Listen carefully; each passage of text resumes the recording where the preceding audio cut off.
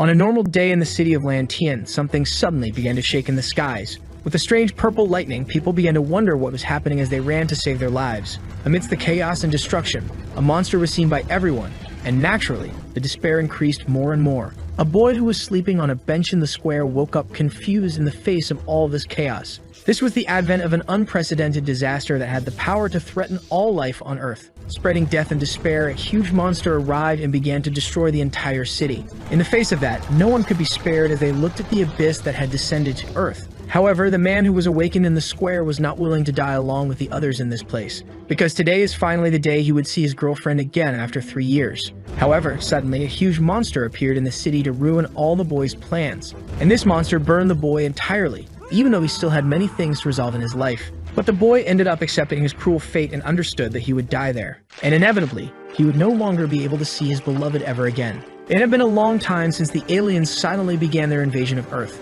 At first, people dismissed these strange occurrences and treated them as rumors until the disaster came to them.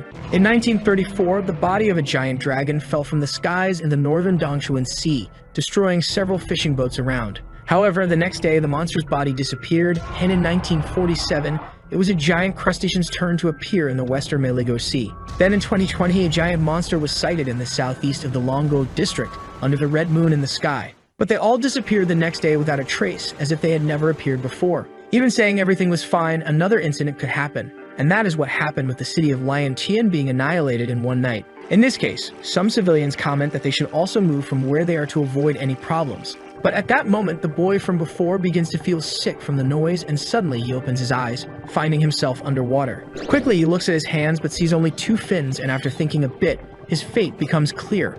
Incredibly, after dying, the boy reincarnated as a fish in an ordinary lake in any city. For his luck or misfortune, there was a mirror attached to the bottom of the lake, and this made the boy confirm his hypothesis. Whether easy to accept or not, the boy was now just a simple carp like any other. However, the boy did not remember dying but remembered the giant monster he saw in his city. In this case, he began to question what happened to Xaoxui and what that monster was besides wanting to take a look outside. However, he is very limited in this form and would certainly feel better if he could get out of there. In any case, a fish also has things to worry about, such as the presence of countless predators. And with that, the hero witnesses the food chain acting in real time and begins to flee to save his second life. Despite swimming very fast, he finds himself cornered by the river monsters that pursued him. However, something even bigger than those predators appeared, with its shadow over all. This was an even more dangerous predator that was responsible for eating the boy's predators. However, besides this one, there was another much bigger than the previous one that, without wasting time, swallowed the monster whole. In this case, the wisest decision of the boy was to hide in a can he found stuck in the deepest part of the waters.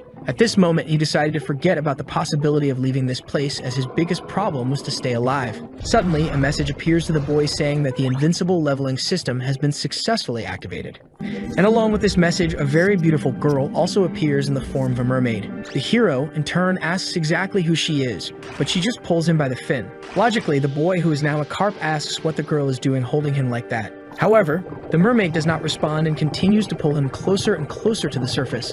Inevitably, after a very long journey, the two reach the shallow waters of the region where the boy reincarnated. Then, after feeling unwell for a few moments, the hero again asks about the mermaid's identity. In response, that beautiful mermaid informs him that she is the living and physical personification of the leveling system. The host, in turn, is the hero Lin Hao, level 1 of the Black Koi race, and his skills and characteristics are nothing special. In any case, the protagonist asks what he needs to do to increase his level. Without delay, the system informs Lin that he needs to start eating, which he does with the first thing he sees ahead. By devouring a breadcrumb, the hero receives an evolution point and understands the game's mechanism. Therefore, even though he understood, he is still irritated because he will have to keep eating non-stop until he evolves. After working on his level for a long time, the hero stops to rest with a full belly. In the end, all the progress he managed to achieve were a mere 5 evolution points, which didn't seem appropriate to Lin's mind. However, he quickly notices many more pieces of breadcrumbs falling into the water, and so he doesn't waste time to continue evolving and sets out to eat all he can. Unexpectedly, the breadcrumb crumbs are worth many points, and Lin becomes curious to know who is feeding the fish at this hour. This person, however, was none other than his girlfriend, who is in a moment of mourning for her boyfriend. With a photograph of the two in her hand, she laments because they came very close to seeing each other again and couldn't. The girl comments in tears that Lin Hao promised her that he would wait for her to return so they could meet. So in the face of this, the hero hears everything and thinks that the name said by the girl is the same as his own, which is quite a coincidence. However, suddenly something scares the girl, and this makes her drop her couple's portrait. It falls from her hand and goes down until it meets its end at the bottom of the reservoir along with countless fish. Anyway, the man warns his captain Lu that they need to leave, and even with regret, she understands. Thus, as she goes, she hopes her boyfriend holds on because she will find him when everything is over. Back in the depths, the portrait continues to sink in the water, but the protagonist manages to come across the object. Unexpectedly, he realized that the one in the photo was his girlfriend, and so the person who was crying was her. Because of this, Lin used all his strength to surface as fast as he could. However, upon reaching the surface and observing the outside, he realizes that his beloved has already left. With that, Lin is filled with sadness and begins to cry, saying he would never go away without his Xiaoxue. But at that moment, the hero realizes that the pocket watch continued falling until he lost sight of it completely. This was a special memento of the two, and so Lin needs to get it back, even though he is still very weak at the moment. In this case, he laments that the two will continue missing each other for some time. But wiping his tears, the hero shows a determined expression to get back everything that was taken from him. Then Lin began his journey through the depths of the river, and more his determination to level up increased. In view of this, the mermaid commented that others usually took days, and therefore she didn't expect someone so eager. Anyway, the system informs that the conditions to evolve have been met. Therefore, Lin wonders what will happen in this evolution if he accepts, but having nothing to lose, he decides to evolve. Then, after making his decision, the system answers the hero's question by saying that the sky is the limit. Later, the protagonist wakes up after a long sleep that was necessary for his evolution. At the moment he opens his eyes, however, he finds himself facing the curious face of that beautiful mermaid. Her curiosity was due to the extremely high amount of time that was necessary for Lin to evolve. In response, the boy also doesn't understand but says he can feel bigger and with harder scales. With a sly intention, the mermaid asks in which part he is bigger, and the hero is incredulous that something like that was said. Anyway, he looks at his status once again and notices some gains, starting with his skills that are now above 0. Among these skills, one was called Powerful Tail Attack and the other Steel Scale Armor. With that, the mermaid informs that the scales become hard as iron for 3 seconds, but have a cooldown of 10 seconds, which isn't much. Shifting his attention, the boy observes a corpse of a large fish being devoured by numerous others. However, now the hero has the power to appear among them and claim what he wants by force. Thus, he uses his tail attack ability and subdues most of the monster fish. Shortly after defeating some, the hero continues his advance and subdues many others with extreme ease. However, not everything would be easy for Lin, because in a place like the ocean there would always be a bigger predator. Yet now the hero has powerful abilities given to him by the system, and so when the predator tries to devour him, it breaks its teeth. This was the power of the scale reinforcement ability, so having witnessed Lin's power, all the fish fled the area. At this moment, the hero's mission is updated to devour 100 shrimps and receive 2 rewards if he also completes the variation. In the end, the missions would continue to be devouring fish in order to evolve to the next stage. And the real prize that will be given at the end of the missions is said to be something even greater than that. Thus, the hero asks if he can become human again in the future, and the system reiterates that, as the saying goes, anything is possible. And if it's possible to become human again, the protagonist's priority will logically be to go after Xiaoxue. However, the boy begins to act on emotion and descends into the deep waters despite being warned by the system. He is determined to retrieve his keepsake that was thrown into the river and use the moment when the big fish had left to do so. However, as he approaches the object, suddenly a huge monster began to move. In the end, even while sleeping, that monster placed the object under its domain. And with that, Lin thought that this sight made him return to the city of Lin Tian at the moment of his death. With his tail between his legs, the protagonist returns to the shallow waters, being dragged by the system. And very sad, the hero laments being so weak that he can't even recover a simple wristwatch. In his time alive as a human, the two lovers always frequented the same house like a true couple. One day after a bath, Lin's girlfriend came to tell him that she was starving. So after asking what she would like, she replied that she wanted to eat a bowl of noodles. In this case, the hero spared no effort to fulfill his girlfriend's wish and soon brought her the requested meal. With that, he began to walk around the house while calling Xiaoxue to eat. However, after walking a lot, all he found was an empty and dark room with no one. Back to reality, the system asks what Lin is thinking about to be so lost in his own mind. So in response, the hero says with great sorrow that it's nothing too important. However, the mermaid understands the boy's feelings and warns that if that's what he wants, he will need to fight hard and evolve. And thus, Lin manages to understand that the system is right, and so his motivation returns with doubled strength. While swimming around the region, the protagonist finds some shells much larger than normal. Due to animal instinct and evolution, the hero decides to eat one of them, but the taste was not good at all. With that, he spits the shell out and throws the other one he picked up far away. This situation was quite frustrating for Lin because even having food in front of him, He couldn't eat anything. At the moment, he can't even bite a shell with his teeth, and this makes him think that his next evolution will take quite a while. Outside on the surface of the sea, the weather changes to a rainy climate that is approaching the beach shore. And in a very advanced car, the man from afore tells Xiaoxu that they have reached their destination. This was the designated location where the body of a huge monster appeared, which made many officials go to the region. Anyway, the man still can't understand the magnitude of what he is seeing in front of him. This monster, which was bigger than anything they had ever seen, is with his dead body on the coast. So in response, Xiaoxu orders everyone to start the evacuation process and keep their distance. That's because the monster's body could explode at any moment on this very coast.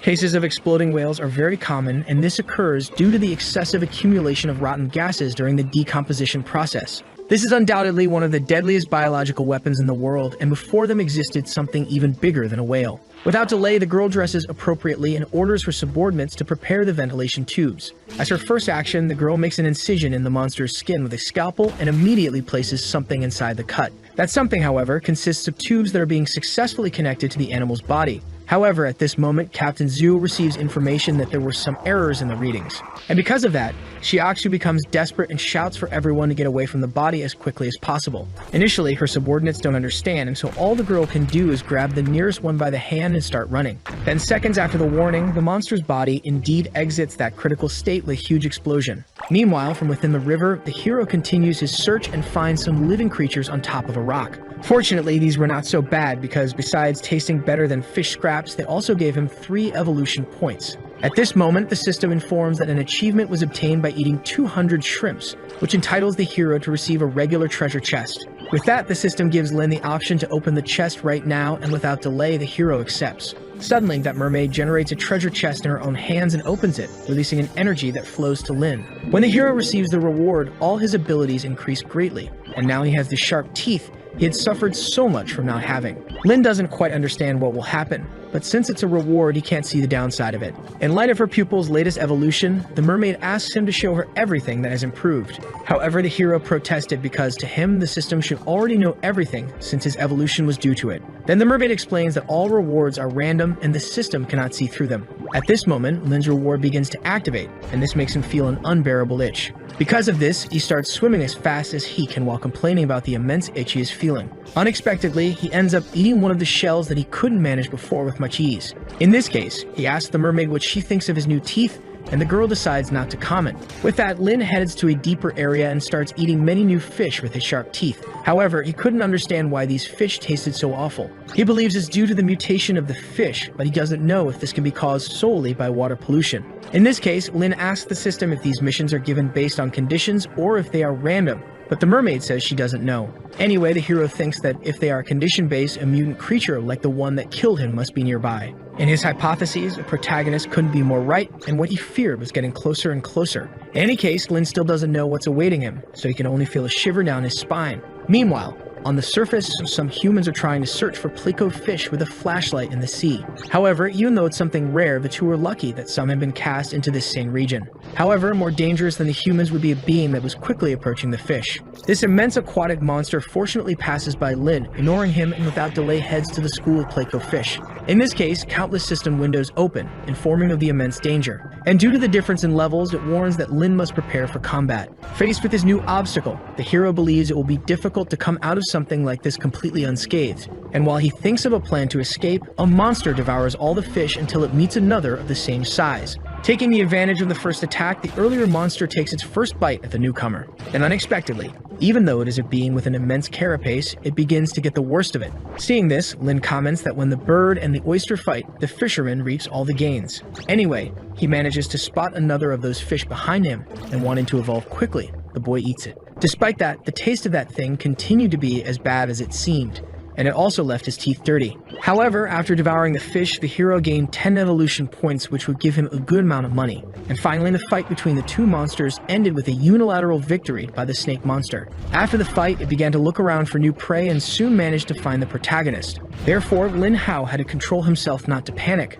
and after analyzing his opponent, he managed to notice a wound on its body. Without delay, the snake monster launched an attack, but the hero managed to circumvent the situation with his agility, and quickly, he hid inside a pit in a rock at the bottom of the sea. Without delay, the monster began to attack the protagonist's refuge with its enormous tail. With so many pleco fish in the region, the hero believed that the monster would probably go out to feed on the others. However, the shiver down his spine had not gone away, and his instinct was confirmed with another attack from the monster. In this case, Lin no longer understood what the predator wanted to do, as he would be crushed if things continued like this. In any case, he could not be crushed, so he hurriedly swam at his maximum speed. However, the monster managed to capture Lin without any difficulty with its tongue. In response, the hero tries to use his tail strikes, but nothing has any effect, and Lin's fate draws ever closer. Little by little, the monster takes the protagonist to its stomach, but he is not willing to die now. Meanwhile, the hero's girlfriend continues to flee from the being that suddenly exploded, throwing its parts everywhere. And the man from before fortunately appears to help her defend herself from the debris falling from the sky. Faced with this, Yadaksui thanks him coldly, and the boy, although a little confused, says he will always be at her disposal. However, amid so many organic compounds, something that resembled a core was also present. Because of that, Hyakusu realizes this is bad and quickly orders everyone to grab any weapon their hands can hold. That's because that was actually an egg, and they couldn't let even one return to the ocean. Thus, after arming themselves, all the officers began to shoot at the monster's eggs. And in light of this, her assistant commented that their captain Liu was certainly intelligent and athletic. Then, in parallel to the conflict on the beach surface, the hero thinks that he cannot die and must try to get out alive at all costs. And due to his immense willpower, the crystal on his head begins to emit a very strong glow. Therefore, Lin remains determined to get out of there, and at this moment he remembers the wound that the monster has on its back. However, the boy is still in the stomach, and therefore doesn't know how he can find the way back. He's being digested and doesn't know where he's in the monster's body, although he can see some decomposed bodies. In any case, the hero's iron scales last 3 seconds, and combining this with his sharp teeth, he will be able to find the exit. Fortunately, Lin reaches the location of the wound at the exact moment when the monster begins to heal itself, which reveals the position. Thus, the hero manages to find the exact location of the wound and, without wasting time, hardens his scales. Then the protagonist uses all of his strength to pass through that injured region, which makes the monster groan in pain.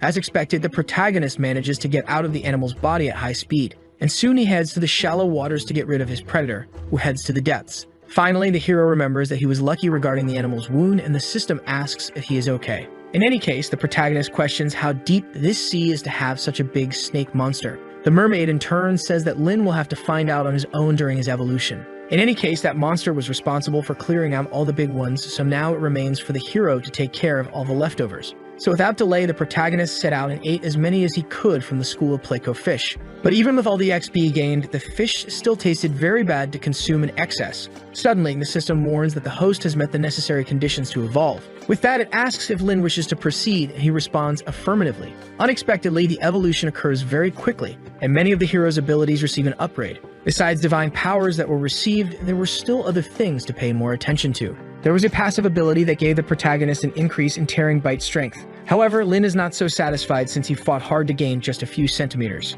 In any case, the system gives the protagonist 3 more missions with interesting abilities. And so Lin prepares to complete the first one and eat even more pleco fish. So after starting his hunt, the hero bites one of the fish but realizes it's an empty shell. And hidden in a pit, suddenly a strange animal begins to emerge with some threatening antennae. Coming face to face with the protagonist, the fish wastes no time and goes toward the hero to eat him. However, before he could even reach his destination, another even larger one appears, so he decides to change his focus by entering the bigger one's body. Therefore, Lin just stands still and very confused about what he has just witnessed. To address his doubts, the hero asks the system if the monster is eating the fish's brain. With that, the system doesn't know how to answer and questions whether he has the ability to eat such an animal. In response, the hero tells the mermaid to try eating it if she wants, but when Lin tried, it fled. In this case, he questions how he will eat it if it keeps escaping through the mouth. Looking down, it's no longer possible to see that previous monster, and only the big ones are present. This creature is clearly not something commonly found, and so Lin thinks it's a being from the depths. Noticing the hero's pensive behavior, the mermaid asks if he's still thinking about that watch. However, although it's not that, the protagonist remembers his objective and realizes he has no time to waste talking. Because of that, he sets out to finish his mission of eating 100 pleco fish. Back on the surface in another region, a boat was surrounded by the police for forensics to assess. On the coast, a man was found dead lying in his bed in a very strange way, and another can give a testimony on what happened. Unexpectedly, the boy informs, trembling with fear, that everyone was killed by an eel. However, obviously the regular local police would not believe something as silly as that. However, the man becomes desperate and says he's telling the truth, recalling that the eel started to squeeze his friend's neck, who was killed. Then he warns that he was so scared that he couldn't even report it to the police. In this case, The policeman asks about the boy's statement that mentioned more people. That's because they managed to find only a single body in the house, which raises the officer's curiosity. With that, the man realizes that something very bad just happened to his colleagues. In an even greater state of distress, he shouts saying he had warned the men not to take that thing home. And faced with that, the policeman doesn't understand what he's talking about and comments that the boy can go home after the investigation. In the end, it was all over, and so the man stopped trying to fight, losing hope. Without delay, the officer number 1 orders his colleague to contact the Dragon Group because this is their responsibility. Xiaoxu in turn is part of the forensic team and notices that one of the fish is actually an empty body. Then she asks where the boy found the eggs, and he replies that he found them on the coast in a restricted area. Xiaoxu in turn also questions about the empty body, and the policeman informs that they found a blood trail leading to a nearby river. In light of this, the girl thinks that all this seems to be linked to another day. Without delay, she informs her colleague Zhao about the chance that a mutated creature has infiltrated the city. With that, she asks for the team to be split up so they can search for the creature, and furthermore, Xiaoxu asks to be taken to the river. Back into shallow waters, the hero finally finishes eating all the Plico fish he saw. Faced with that, the mermaid asks why the boy is only eating these, and Lin is surprised that the system doesn't know. Promptly, he informs that these fish are an invasive species, and therefore he's taking care of those that pose a threat to wildlife. Now all that remain are native and harmless species, which doesn't yield any benefit from eating them. In any case, Lin can already evolve again since his contribution points are almost double what's necessary. Looking at his evolution, the boy asks what the ability Inauspicious Dwelling is. Furthermore, he asks if he really is a lucky koi fish and if these effects have any impact on him. In any case, the missions are updated daily as expected, but devouring 10 mutated creatures would be something very difficult to do while swimming in this lagoon. With that, Lin remembers the monster that shouldn't be there, and so he thinks that mutated creatures are being thrown into the water. In any case, he believes it's not very good to keep thinking about it and decides to get back to leveling up. After evolving, the hero is now at level 7 and is 1.3 meters tall, weighing 65 kilograms, besides having greatly evolved his abilities. Moreover, he received a camouflage ability when remaining still, matching his colors with the environment. Even his divine powers increased, but that concerns the living beings around him and not himself, which makes him consider having a buff aura.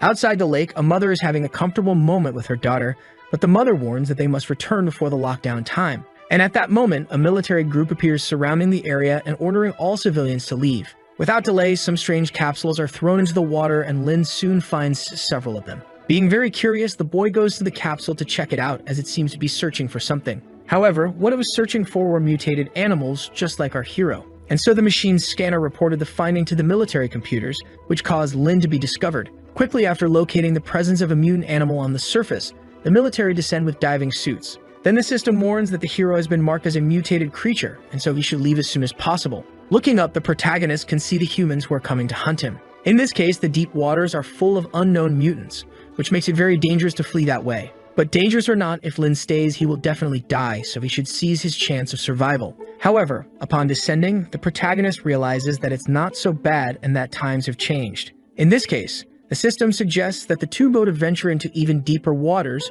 but Lin's sanity makes him refuse. Moreover, the hero reprimands the system because according to him, its duty would be to protect the host from the danger zone. In any case, since they're already there, the mermaid gives Lin the idea of taking a bite of a large fish before they go. However, Lin doesn't feel like it due to feeling shivers, which makes the mermaid confused. In such a case, the hero uses his camouflage ability, which will be quite useful at this moment. Because of that, he manages to approach the fish that is being controlled by the previous monster and eat it. This was a very slippery fish, but the protagonist still managed to eat it. And as a consequence, the system warns that the mission to devour 10 mutated creatures has been completed. Taking the lead in opening the chest, the system leaves the hero indignant for not being able to see his new abilities. However, he didn't need to because the skill window appeared in front of him, granting him black iron scales. In this case, the hero comments that all of his scales were pulled off, but even so, it didn't hurt at all, being more like he had stumbled upon gold. In any case, he is still not used to this transformation, but with his new ability, he believes it will be easier to survive. However, Lin was still in deep waters, and therefore huge monsters were lurking. Monsters that included the immense dragon serpent from before, which unfortunately appeared now. Naturally, the serpent follows its predator instinct and heads toward our hero. Then again, the system warns that the opponent's combat power is much greater than that of the host. However, Lin is confident that he will show the monster who is the real boss of the place. So at the moment when the serpent was going to devour the hero, he activated the black iron scales. In this way, even though the monster bit the protagonist, he didn't suffer any damage. whereas unlike Lin, the snake had all its teeth broken when biting those scales. Without wasting time, the protagonist swims to attack the monster with his powerful tail strike and causes considerable damage. In any case, a beast is still a beast, and therefore even while getting the worst of it, the monster continues. Therefore, Lin shows no mercy and uses his sharp teeth ability to bite the monster. Furthermore, he uses the black iron scales to continue attacking the same wound. Thus, Lin was determined to show the serpent the predicament it got itself into by picking a fight. Faced with this, the serpent finally begins to use its brain and tries to flee from its newest predator. And in response to the immense adrenaline generated by its endocrine system,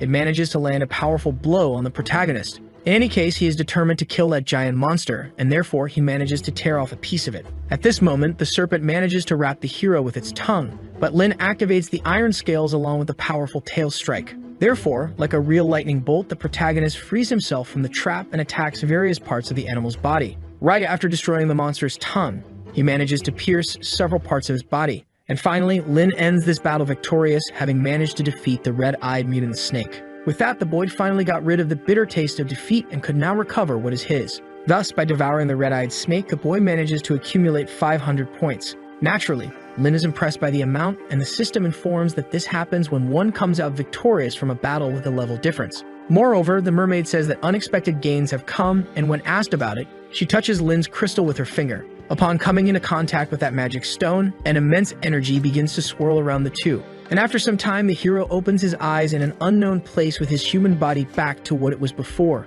Upon realizing that he has his hands back, Lin returns to the bottom of the sea very impressed. Furthermore, he notices that his incredible and charming face has returned, which makes him ecstatic. In any case, the mermaid warns that this is a temporary form and Lin doesn't quite understand what that means. Then the system informs that the human form is temporary because, in essence, the hero is still a fish. During this period, Lin will not be able to speak to anyone and will also have no combat abilities. But in any case, the boy remains happy because at least he looks like he did before. Without delay, he asks if he can go to the surface, and the mermaid explains that yes, as long as he returns before the transformation ends. In this case, the hero doesn't think twice about going to the surface, and having already spotted a warehouse, things become much easier. The lost items are also placed inside, which could make the place Lin's newest dressing room. In any case, the boy gets out of the water even though he's naked, and upon entering, he manages to find clothes of his size. Furthermore, he doesn't forget to take with him the wristwatch that was thrown into the sea. After that, as it's been a long time since he walked on land, the hero needs to get used to it again.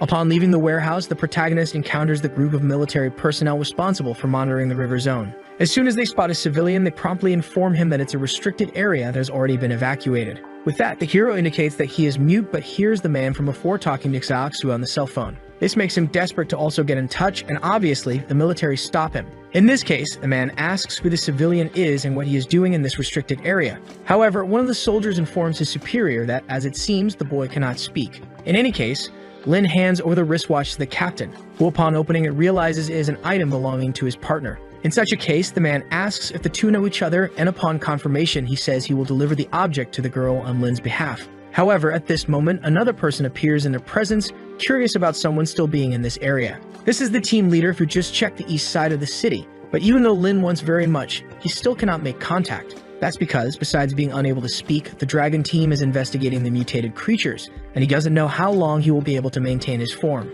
In any case, the captain informs that a young man found this watch and asked to deliver it to the girl. However, upon opening it, Xiaoxu realizes the value and significance of it, and therefore promptly asks about the person who delivered it. But for the luck or misfortune of the two, the tourist from before disappeared without leaving a trace. In this case, the captain doesn't understand the reason for the girl's despair since she managed to find a personal object. Then the girl decides to return to work, but not before concluding that Lin Hao probably didn't die. With that, the hero apologizes in his mind to his girlfriend, but remains certain that he will explain everything at the right time. All that happens serve as a lesson to the hero because, as a fish or human, he can no longer live as a weakling. Sincerely, the protagonist ended up evolving into the human form by accident since his essence has not yet been fixed. This means that he must evolve into another creature, and for that, he must train to solve all these problems. Later, at the Longyun Research Center in a private room, it is asked if Xiaoxu has really decided to do this. And in response, the girl informs Elder Zhang that she has thought a lot and has already decided. However, the scientist does not fail to warn that injecting the high-concentration GT virus can pose high risks.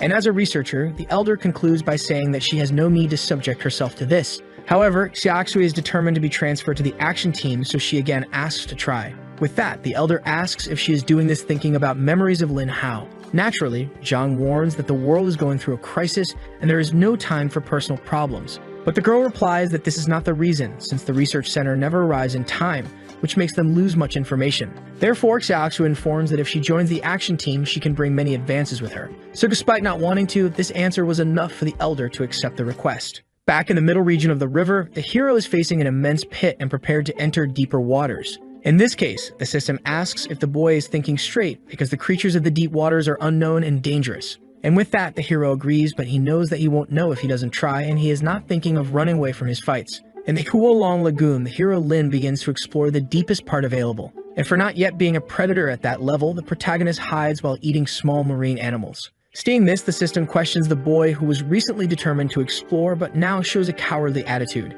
In response, the hero explains that this is a tactic to explore safely. After that fish, the system informs that evolution is available and Lin accepts without hesitation. After his evolution, the boy realizes that he can see everything more clearly, and this is due to the night vision ability that was acquired. The hero is now at level 8 with 1.5 meters and 45 kilograms, and besides that, a new map has been unlocked. In this case, Lin is curious about it and wonders if he can teleport using it. And upon opening the object, he realizes it is a complete map of the city of Langyan. The map shows many places, from the northern Hanshu River to the Dragon King Temple, which is about 5 kilometers away. There is also another location about 8 kilometers away, being a river outside the Langyan chemical factory. However, the hero doesn't know how he will use the map with these places, but upon saying this, the system asks if Lin wants to use teleportation. With that, even having a cooldown time of 1 hour, the hero is surprised to really be able to teleport using the map. Thus, he thinks that he has nothing to worry about and decides to test it before drawing a conclusion. Because of that, the system takes care of everything, and in an instant,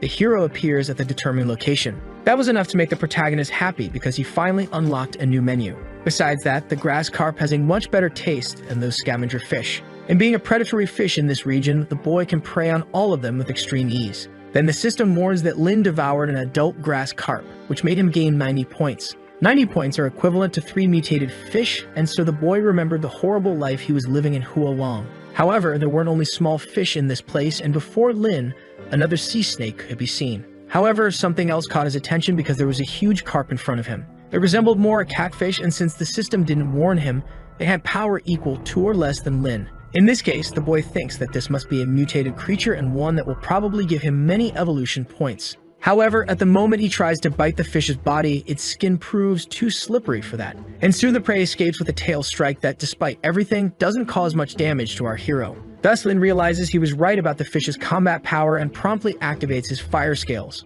With that, together with his tail strike, the boy manages to deal significant damage to the side of the carp's face. In desperation, it tries to bite the hero, but the fire causes it to burn. Then Lin seizes the opportunity and starts attacking the animal with his reinforced tail. Faced with this, the catfish tries to flee with all the strength it still has left. However, suddenly the system warns that the teleportation time limit has expired, and therefore the boy will return to Huolong Lake. But just before leaving, the boy comes across a very strange being in front of him that reminds him of what destroyed his hometown. Fortunately, the system sent him back at the right time, but that made clear the danger that the city of Langyan was facing. Even though he didn't want to return, Lin was still taken back, and upon arrival, he said the thing was very familiar. With that, the system informs that the boy can go back to see it again because there are 2 options. The first is to wait at the dragon pool until the teleportation is ready, and the second is to swim there. Obviously, with the boy's speed, he will turn into a small koi fish after arriving at the Cold Waters River. Furthermore, he will have to wait at the place until the next day to return safely. In this case, the hero says he has no time to lose and that he will check on his own right now. Upon reaching the surface, the protagonist hears a conversation between 2 people about a request to leave. The conversation is between the 2 captains, and Xiaoxi says that after finishing her work, she will leave the next day. So obviously, this statement arouses the protagonist's curiosity. The captain comments that since the elder brought her to the dragon team, he already knew she wouldn't be content with just studying dead creatures. In any case, the girl says that she has always been excited about her work since the first time she saw it. However, the more secrets she uncovered, the harder it was to maintain her original motivation. It is said that mutant creatures indeed represent a huge threat to public safety. But the GT virus that these creatures carry is not entirely useless for the general population, because in fact all members of the operational team were injected with small amounts to increase their physical strength and combat ability. However, to surpass their limits, the person must also choose to inject a high concentration of the same virus. In this case, the captain decides to say nothing more because to him the girl is a true warrior. Then she replies that everything she is doing is for the sake of her beloved who is waiting for her. With that, she hopes everything goes well, and the hero begins to move. After a few moments, he assumes his human form and heads toward the woods. Recalling what he heard, the hero understood that his girlfriend joined the dragon team with the aim of researching mutant creatures. But now they are going on a mission much more dangerous than usual. The mutant creatures possess the GT virus, and this makes the protagonist wonder if he also has something like that. At that moment, the system appears and warns the boy to hurry because the human form lasts only 40 minutes. In this case, Lin ran a lot and commented that his conditioning was as if he hadn't run in a lifetime, which was indeed true. Anyway, despite being something strange, the boy feels much more comfortable in the water. So without delay, the boy starts devouring countless carp of different species, obtaining numerous gains. However, there was no school of fish daring to approach, which made clear the presence of one of the big ones. Furthermore, the water is very murky, which makes it even more evident that something is happening. With that, in a surprise attack, the mutated catfish from afore appears ready to devour Lin. However, encountering the carp was precisely our hero's desire, but still, something was different. That's because that fish didn't have as high killing intent as it does now. In this case, our hero now believes this is due to the grudge from their last battle. Therefore, Lin believes he must finish the fight quickly because he needs to investigate the disgusting monster that is nearby. So at the moment when the two clash with attacks, the boy gets the upper hand with his powerful tail thrust. This ends up creating a perfect opportunity for the hero to bite the animal in its most vulnerable part. And since the monster stops smiling, the boy believes his attack is working. Thus, Lin soon tears a piece of the mutated fish's body off with his sharp teeth. Unexpectedly, the flesh of that animal was very tasty, and if it weren't for the slippery skin, it would have been much easier. Anyway, the boy thinks that the animal acted strangely and differently from usual. But now Lin is more concerned with the amount of points he will receive, and the system also praises the taste of the meat. In a few moments, the hero devours the animal completely, and after eating, he comments that the taste resembles that of chicken. By devouring the catfish, 3,000 evolution points are given to the boy, leaving him surprised, and once again he can evolve. However, Lin quickly hears people talking about the existence of many fish in the region.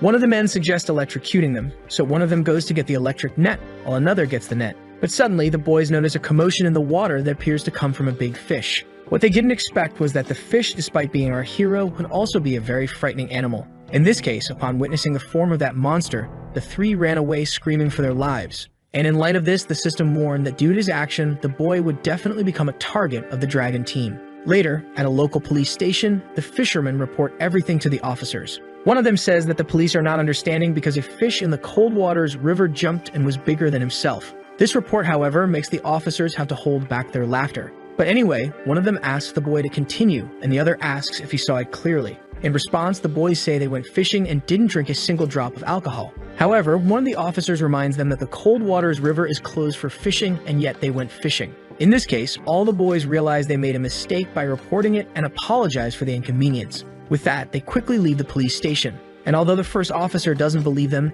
the second recalls a similar report. Thus, he believes it is better to prevent than to remedy, as things have not been very calm lately. Back in the depths of the lake, the hero comments that they spent the whole night searching and didn't find the monster. Anyway, when viewing his status, he remembers that there is a reward when the task is completed. Thus, Lin comments that the panel is amazing and makes it easier to level up by being able to eat at will. With both tasks completed, the system asks if the boy wants to claim the rewards now.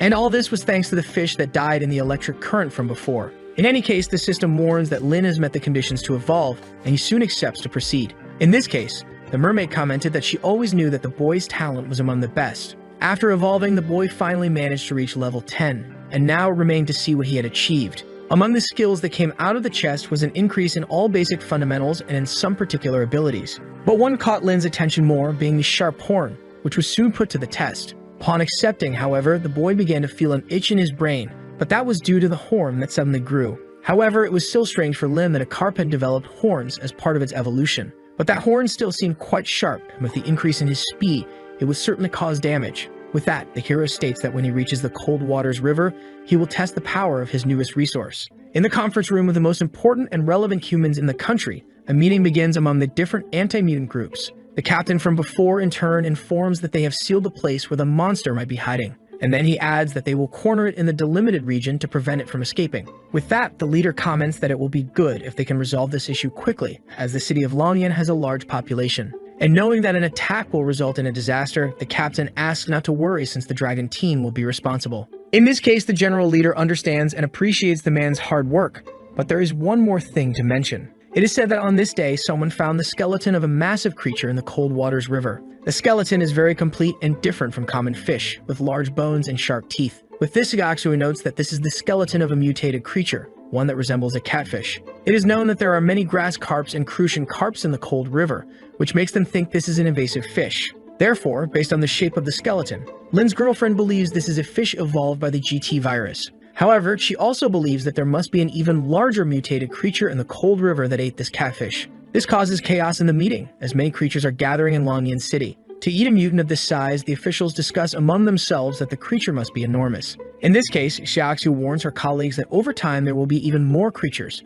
and this is inevitable. The captain of the dragon group warns that there was a report from the station that someone saw a koi fish larger than a person in the cold waters. This happened last night, so their next target will be to hunt and kill this unknown mutated creature. Later, a wild boar approaches, not recently from the pond, to drink water. However, it had no idea that our hero was lurking, ready to pierce it with his new horn. In order to hide at the surface, Lin thinks that if he can pierce the boar's head, he will be able to kill it. Because of this, the boy waits for the right moment, and when the boar gets closer to the water, the hero takes the opportunity to strike. Fortunately, Lin manages to execute his plan without major problems, and soon the animal dies without even having a chance to defend itself. However, the boy's horn was stuck to the boar, and he couldn't believe this situation. In this case, he thinks it would be better if he grew limbs, but either way, the boy was right when he thought he could kill the animal with one blow. Then the system alerts Lin that he can still use his human transformation to get out of this mess. However, the boy explained that he wanted limbs to help him in battles, as his human form is too weak. Given this, the mermaid comments that Lin is different from before, as at the beginning he used to cry for not wanting to be a fish. In response, the hero says that the system is right because he has indeed gotten used to his new form. In any case, he believes it is more important to pay attention to what is in front of him now. However, after taking the first bite, the boy realizes that biting fur is very disgusting. Because of this, he thinks it's time to use another method to eat his prey. Then, after burning the animal with his fire fins, Lin can eat properly. With this, the system transfers 350 points to the boy for eating a wild boar, which the protagonist finds too little for the difficulty. Either way, it doesn't matter to him, as he wasn't even thinking about eating boars before getting the horn. Moreover, tomorrow Lin will be teleported back, and in that place, he will be able to level up in just one day. Upon returning to Huapam, the hero becomes curious about whether the deep water creatures also hunt in shallow waters. But after spotting a huge crab in the area, the boy immediately attacks it, now declaring himself the owner of the place. Some time passes, and the hero notices that tourists have come to feed the fish again. Then, as he surfaces, Lin hears that there was an explosion in the Eastern District involving the police and an unknown monster. In this case, the boy starts thinking about this monster that was seen in the Cold Waters River. With that, he asks the system if there are mutated creatures outside of the water, and is informed that all those infected by the GT virus undergo mutations. In this case, the boy asks if he can also mutate because of this. But the mermaid warns Lin not to compare himself to them since he has her by his side. With this, the boy feels embarrassed, and to change the subject, comments that it would be nice if he could feed on this mutant. This is because the hero imagines he might evolve into a great white shark, which would be a dream come true. Either way, the mermaid tells Lin to get back to work because they don't have time to waste. In this case, the boy is upset because even after reincarnating as a fish, he still has to complete the service schedule. But right after his complaint, the system notifies him that the hero has just leveled up and a new teleportation area has been unlocked. This new area is the river outside the Longyan chemical plant, and in addition, the usage time has been halved. Now the protagonist can devour new creatures while exploring this unlocked area. In this way, he thinks it's like a game because you get rewards, and the tasks keep being updated. In this case, since he already gained a horn, he believes he will evolve until he gets limbs. But the moment the boy decides to teleport to the area he unlocked, the place wasn't as good as he thought. Unexpectedly, the water quality was terrible with a slimy and disgusting feel. However, a conversation can be heard about the dragon team, and because they are at home, they need to hurry. Seeing this, the hero realizes that these people are not team members, as it seems they are competing. Soon, he thinks that the dragon team must be the secret national organization that deals with mutated creatures. This means they handle all kinds of unidentified extraterrestrial life. And because of this, Lin becomes curious to know if there are other teams like this, but as he looks at the men, two crates catch his attention. One of the hooded figures comments that since they are here, they must be trying to awaken the ancient creature hidden in the city. Then the other warns that there must also be relics of ancient civilizations hidden in Longyan City. In this case, Lin hears everything and uses his camouflage ability not to get caught. And soon the duo continues with one saying that they must find the relics and obtain the advanced warrior equipment. Then when the global catastrophe happens, the group they belong to will become the strongest. However, at this moment, the boy's colleague reprimands him for speaking too loudly.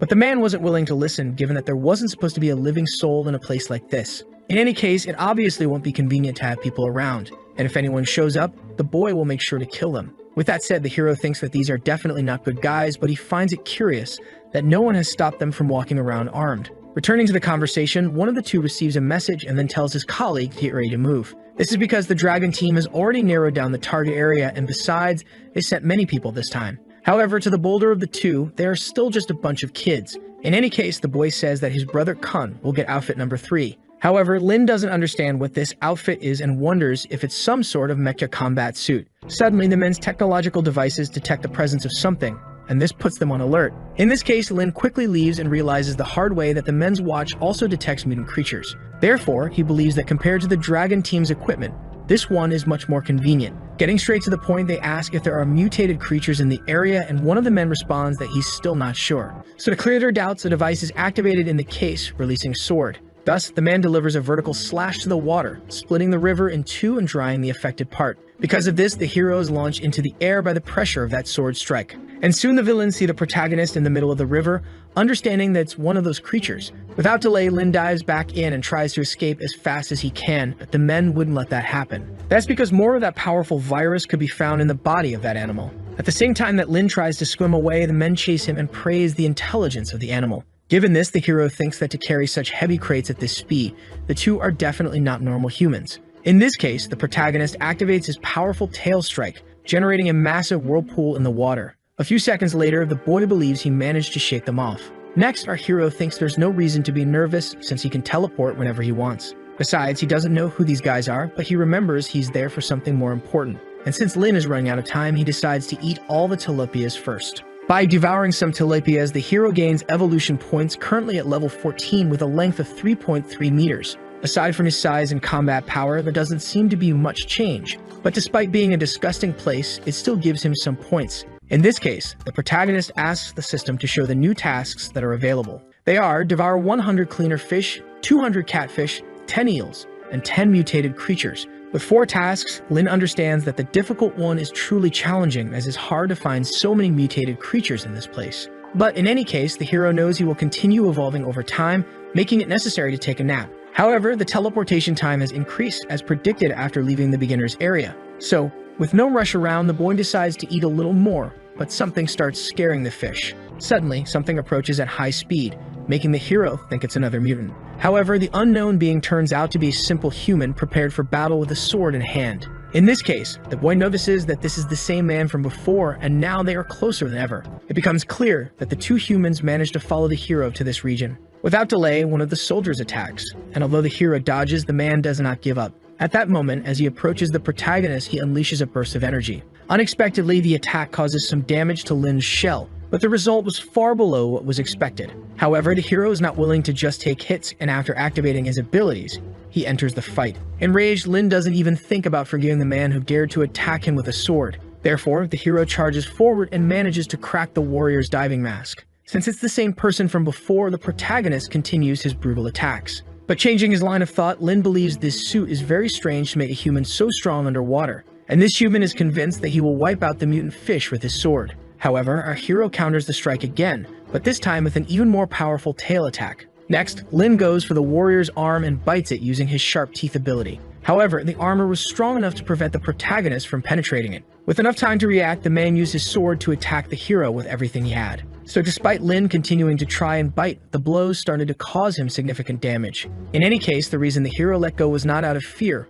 but due to the teleportation time. And in this case, he becomes even more irritated because he couldn't finish off these damned warriors now. After the fight, our hero returns alive but uncomfortable with the sharpness of that sword. Even unwillingly, the boy admits that with one more cut, his scales might have given in. The weapon the human carried didn't seem like an ordinary sword due to its combat power. Moreover, the armor he was wearing was the number 3 suit, making him think that technology had advanced a lot while he was away. Back to the main point, Lin remembers that something about ruins was mentioned, so he speculates that the swords and armors came from there. Logically, the boy thinks it's possible because the mutated creatures might be connected to the GT virus and the ruins. In this case, Lin thinks that a civilization came to Earth and left its ruins behind from which the virus originated. It becomes clear to the hero that the alien is behind this and that their goal was to reopen the ruins and awaken their ancestors. Given this, unfortunately, it's also logical to think that the world is going to face tough times very soon. Thus, all that remains for Lin is to evolve and get stronger as quickly as possible. After a few kills, the boy is engulfed in system energy and starts progressing.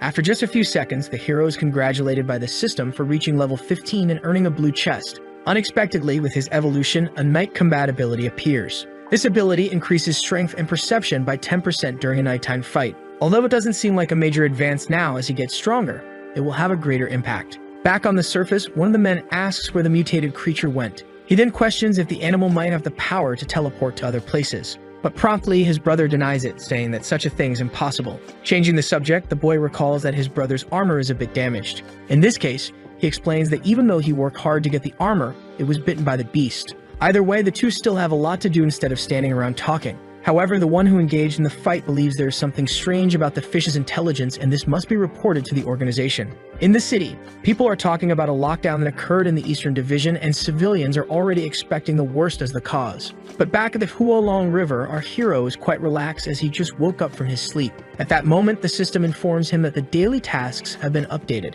This makes Lin realize that completing a task doesn't change the fact that it will still be updated. Moreover, the map has been updated, including a new place to explore. However, before he could test it, a strange feeling begins to envelop Lin's body. Sensing something big, the protagonist heads to the surface to check what's happening. Quickly, he transforms into his human form, and the system is unsure what to do with Lin. On Dragon Mountain, several soldiers are rushing to block the roads because a monster is on the loose. They know it's a very dangerous being, and at the same time, a few vehicles head out as reinforcements. Among those heading out is Shaxu, who is also pursuing the Dragon Mountain. In communication, a soldier warns that the stakes are high and they must surround the area to prevent the target from escaping. Additionally, traces of the L organization have already been found in the region, which is considered a group of madmen. In response, the captain agrees, saying only a madman would inject a virus that harms somatic functions into themselves. Either way, Xiaoxu mentions that the alien has already been injured and its combat effectiveness is low. Because of this, the captain is now more focused on paying attention to the GL group members.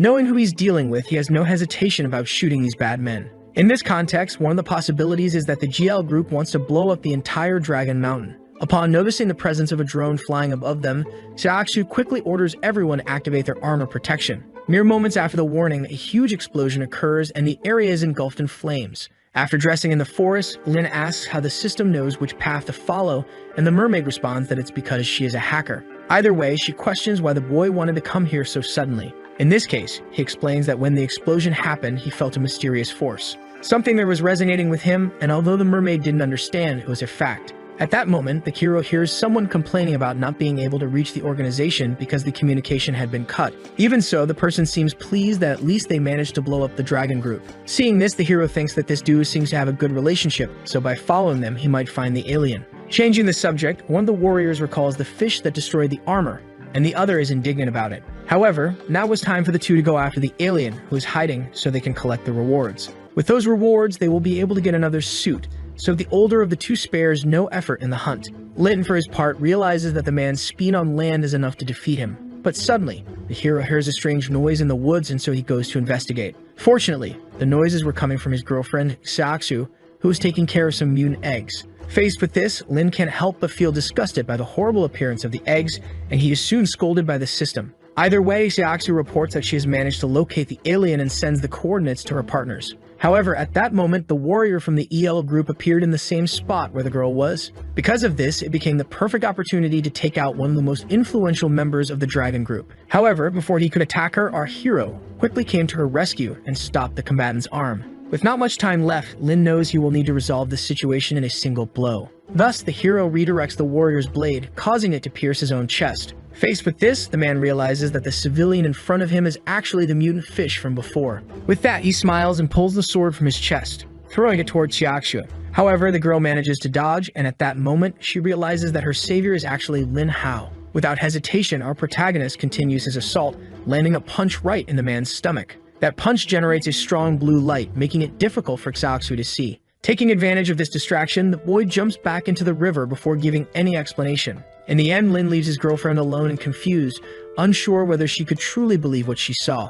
Despite fleeing, this was obviously not the protagonist's desire, but now their destinies are on different paths. In this case, the system gets emotional about Lin's forbidden love story, completely breaking the mood. In any case, the boy comments that when he was in human form, he felt different than before. Then the mermaid informs him that Koa's experience and mindset persist during transformation, Back on the surface, Shiatsu reports on the comm that the alien is missing and orders the group to search the coordinates. The mermaid overhears the conversation, so she asks where the alien could have gone. Lin replies that the alien must be looking for its spaceship, but inconveniently, they still don't know where it is, so the hero tries to convince the system to help him. In any case, the mermaid asks how she can find it, and the boy reminds her that she's helped detect things countless times before. In this case, Lin hopes she can detect electronic signals and sync with them. Thus, the system decides to try, and unexpectedly, it quickly manages to locate it. Lin then discovers that the alien is at the top of the mountain, so he knows there's no more time to waste. That's because the boy understands that they can't let it escape, as it could communicate with the rest of the alien. Near a stream by the mountain, the alien is drinking water from the river,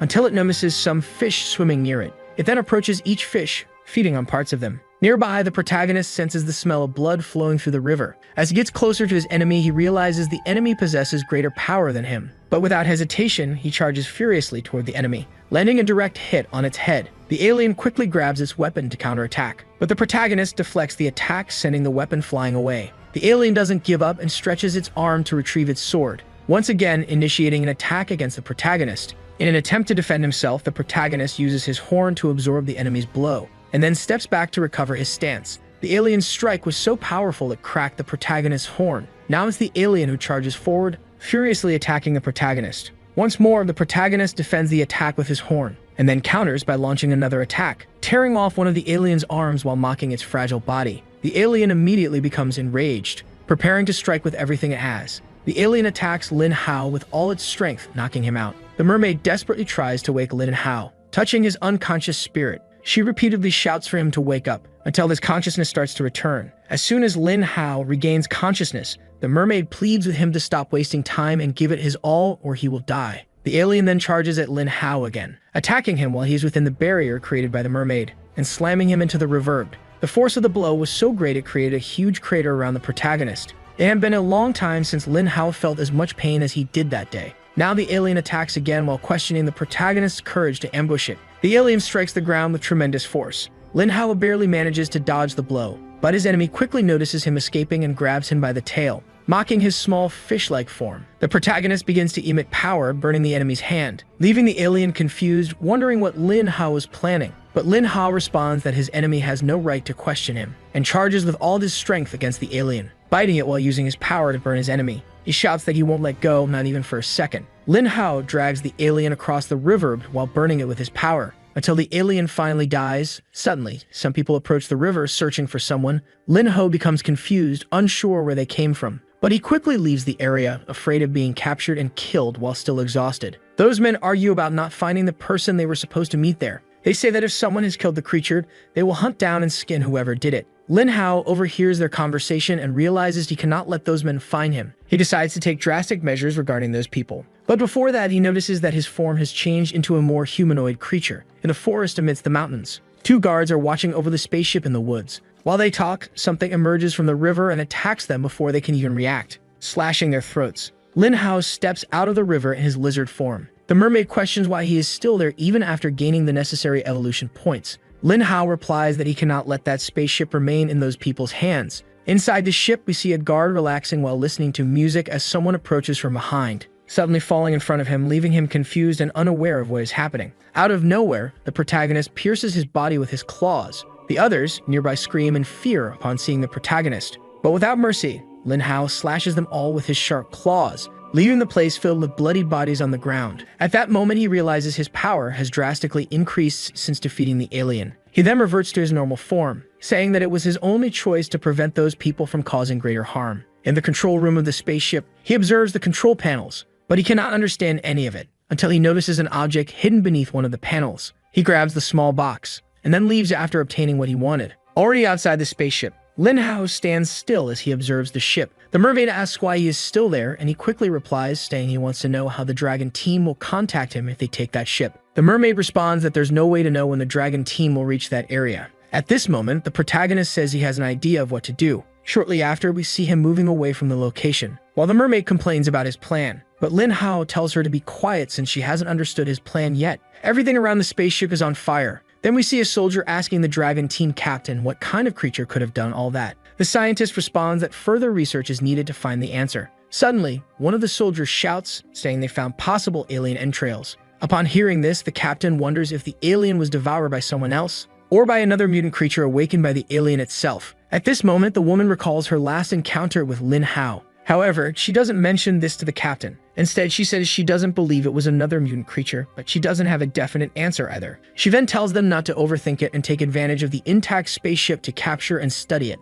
because she knows that digging deeper into the matter might lead them to Lin Hao. The captain still complains about not finding the alien's weapon. Meanwhile, on the protagonist's side, we see him hiding some weapons at the bottom of a river, covering them with stones. While the mermaid complains about how he acquired more equipment but still hasn't figured out how to use it. Lin Hao then says that with his small arms he couldn't use weapons anyway, so he decided to store them. But now he feels more satisfied knowing that his evolution from a fish to an amphibian shows that his evolution can surpass species boundaries. Suddenly, a system message appears before him. It states that he will now have to devour much more dangerous and savage creatures and people. Seeing that message, the protagonist panics at the realization that his new missions are now at extreme difficulty levels. The mermaid says he should just skip the missions he can't complete. He then explains that skipping a mission is like leaving an entire page of a test blank. Afterward, the two decide to search for food. Shortly after the protagonist goes after new prey, we see the mermaid asking Lin Hao if he should be eating those mutant fish nearby. Simultaneously, we see a person dumping those mutant fish into the river with a bucket.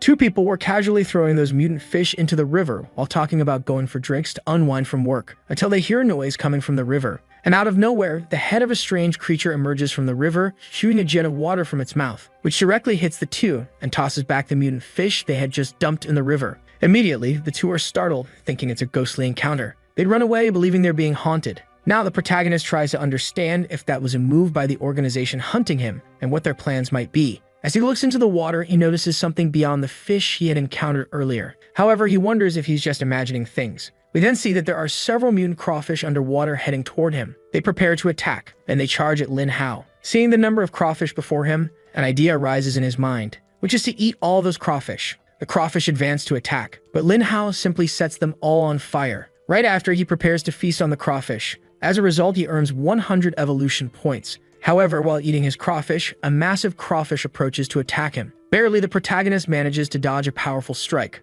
Underestimating such an enemy could prove fatal in this fight. Despite its size, the enemy launches a series of high-speed attacks, forcing Lin Hao to retreat. Then he charges with all of his strength against the enemy. But the enemy isn't foolish and quickly grabs his horns before he can strike, completely nullifying Lin Hao's charge. Lin Hao is surprised by his enemy's capabilities, but fortunately, his current form no longer relies on his horns to attack. So he grabs the giant crawfish's claws with all of his strength, immobilizing it. Then he strikes with one of his claws against the crawfish. However, the crawfish unleashes a powerful beam from its mouth to block the protagonist's attack. After blocking the protagonist's attack, the crayfish returns to counterattack, once again striking him with one of its claws. But Lin Hao loses his patience and begins to burn everything around him with his power, killing and cooking the enormous crayfish, finally devouring his prey. Shortly after consuming all the crayfish, Lin Hao receives a system message informing him that he has completed one of the missions, leaving him quite satisfied to know he completed a mission while having a meal. Opening the reward given for completing the mission, a strange power emerges from the box and flows into the protagonist.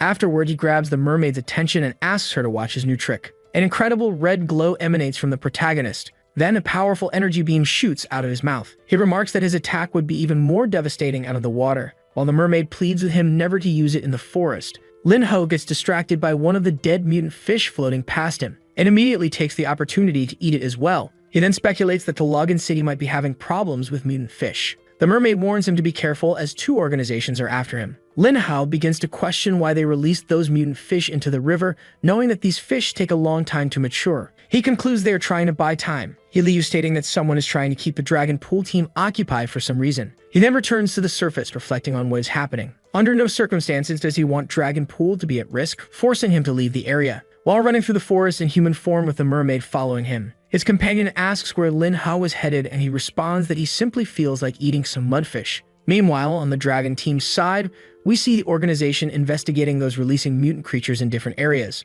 The captain, enraged, vents his frustration about the mutant mudfish problem. He then calms down and orders all waterways in the area to be sealed off until further notice. Simultaneously, researchers are investigating another case. The investigation focuses on an unidentified winged creature, an extremely dangerous creature capable of releasing terrifying golden energy, generating intense heat around it. Researcher Lu questions whether they can locate and launch an attack on it. But another researcher replies that the creature is too fast and is no longer in the area, so an attack isn't feasible. Another researcher enters, stating the creature has likely crossed national borders and shifts the focus to a more pressing matter. He introduces Captain Liu as the head of the Longyan Branch research team and announces she has brought significant news. Liu declares they have obtained an intact alien spacecraft. The researchers quickly grow excited at the prospect of studying a fully intact spacecraft. Liu even remarks that aliens usually leave behind only debris, but this time, by some miracle, the craft is perfect. However, the chief researcher warns that human bodies were found nearby, bearing marks suggesting a mutant creature killed them. The researcher also mentions the absence of the sword, leading the others to speculate on what might have happened. Meanwhile, Liu wonders if the mutant creature they are discussing could be Lin Hao. The chief researcher then informs her that the Longyan branch has detected signs of a mutant creature and is now hunting it to determine if it was responsible for killing the alien. Liu realizes she must act quickly and requests the professor prepare a GT virus injection for her immediately. The professor agrees to prepare the injection, but mentions a potential drawback. Without hesitation, Liu states she is ready to take full responsibility for whatever happens. We return to the protagonist's perspective in the forest. In his new form, he had spent the entire night cleaning the waters of the mutant fish that had been released. A huge sense of relief fills him as he sees the area finally free of mutant creatures, while his companion complains of feeling exhausted after witnessing him perform all that cleanup work. Lin Hao also admits he is struggling with the effort of purifying the waters while still being pursued by the dragon team. Seeing this, the mermaid decides to console him, pointing out that at least he leveled up by devouring all the creatures. Then another system message appears, alerting him of a new reward for the completed mission. Without much thought, he simply accepts the rewards. A massive energy surges from the chests, flowing directly into Lin Hao. Shortly after, Lin Hao says he feels itching as if a brain is growing in his head. Next, a system message appears, stating that he has just acquired a skill called Berserk, which will increase his strength for 10 seconds. Suddenly, the ground begins to tremble in the area where they are. The mermaid then says that the tremor has opened a cave nearby. Looking ahead, the protagonist notices a small cave that wasn't there a few seconds ago. Lin Hao even wonders if everything isn't too convenient since the cave is perfectly sized for him. Thus, he enters the cave, until, unexpectedly, he finds a dead end. He taps on the wall, which opens a hole, allowing him to see through to the other side. Peering through the hole, he sees a strange creature resembling a dinosaur. However, something else catches his attention even more. There's also a frozen T-Rex inside. Suddenly, the ice begins to crack. This throws the protagonist into a panic. After all, a powerful T-Rex is on the other side of the wall. Lin Hao then asks if the system can detect the creature's combat power. The mermaid says no life signal is being detected from the creature, but Lin Hao insists, saying he saw its eyes move. Then, moments later, the mermaid starts detecting something. The system announces that it has detected a nearby enemy signal. Suddenly, water starts entering the cave. Lin Hao remarks that it shouldn't be possible for water to enter the cave, suggesting that some water-controlling creature might be responsible. A strong current begins to form at the cave's depths. It creates a whirlpool heading straight for the protagonist. However, Lin Hao decides to remain calm and wait for an opportunity to escape. Now he wants to know who's trying to mess with him, so he propels himself out of the whirlpool. Once he escapes the whirlpool, he notices that everything is much calmer than he expected. Meanwhile, the whirlpool inexplicably begins to disappear. However, an unknown creature starts to emerge from the depths of the sea. What is about to appear is a high-level mutant creature. But upon seeing the creature, the protagonist becomes even more excited at the prospect of earning more evolution points. The creature immediately launches a bubble jet at the protagonist. Lin Hao doesn't take the attack seriously and simply dodges it while observing the bubbles pass by. To his surprise, the bubbles begin to chase him, until one of them touches his scales. It instantly causes a powerful explosion on his back. The explosion doesn't harm him but could still pose a problem if it continues hitting him. Next, several bubbles explode around him. He then defends himself by using his fire attack to target all the bubbles. Now he questions the creature's audacity to mess with him, but tentacles begin to emerge, leaving Lin Hao even more confused, not understanding what's happening. He hypothesizes that the tentacles belong to a second creature working with the first to defeat him. The creature wraps him with its tentacles, but Lin Hao says he will now take the fight seriously. He begins burning the tentacle holding him, forcing the creature to release him as he mocks it. Without wasting time, the other mutant creature resumes attacking him with its bubbles. Lin Hao prepares to counterattack. With his body burning with power, he charges forward, destroying all the bubbles in his path, until he gets close to the mutant fish. He grabs it by the mouth, then launches a powerful energy blast directly into the creature's mouth, causing it to explode from the inside out. Seeing that his attack killed the creature, Lin Hao begins to devour the mutant fish. The mermaid warns him that other mutant creatures might approach due to the smell of blood, but Lin Hao says he doesn't care and will devour them all. A system message arrives notifying him that he earned 25,000 points from the creature he just defeated, which excites him even more. But the mermaid insists he should leave to avoid encountering an even more dangerous creature. However, Lin Hao replies that he wants to find the cowardly lizard that fled from him. The mermaid says there's a nearby base that creates mutant creatures and asks if he still wants to take such a big risk. Lin Hao, for his part, feels confident, believing he can teleport at any moment if things get dangerous. Shortly after, he arrives where the fugitive creature is. A huge ink cloud covers it, leaving only one of its tentacles visible, which oddly seems to be waving at the protagonist. Suddenly, a tentacle brushes past the protagonist. He looks back to see if he was mistaken. But when he looks forward again, he sees a massive crab eating the mutant octopus from before. The crab then notices the protagonist's presence and begins to exert an overwhelming pressure on him. His instincts tell him to run as fast as he can. Quickly, Lin Hao swims away. He tries to teleport while the crab pursues him, but the system notifies him that he's out of teleport range, leaving the protagonist with no choice but to flee until he gets within teleport range. At that moment, he recalls the mermaid's warning about the dangers of the sea. The crab continues its assault while the protagonist struggles to dodge. Even a simple scratch from the crab is enough to break his scales. Another attack from the crab targets Lin Hao, who, fortunately, manages to escape. After desperately fleeing from the mutant crab, Lin Hao finally reaches the Longyan Reservoir. The mermaid mocks his earlier statement about being able to teleport away whenever he wanted. He replies that he had no choice, as it was his first time in the open sea. He then asks why she didn't teleport him back to Hualong Lake, and she responds that he might have messed up the teleportation in his panic. The topic changes as Lin Hao notices a mutant fish in front of him. Those fish are multiplying rapidly and infesting the area. Lin Hao's solution is to unleash a burst of fire on the mutations. The two debate whether it's effective to keep using fire on such small creatures. While they're distracted, a great danger approaches. An enormous swarm of mutant fish capable of destroying a city gathers in that spot. Lin Hao feels compelled to try and kill all the creatures. Even he struggles to bear the sight of such a vast number of mutant fish. So he returns to the surface, prepares to unleash an even more powerful burst of fire, then starts setting fire to all the fish in the water, killing a large portion of the mutants. Afterward, the mermaid questions whether he did that to avoid drawing attention, but Lin Hao responds that people should be grateful for his actions. Seeing that there's no more marine life left in the area because of the mutant fish, the protagonist leaves.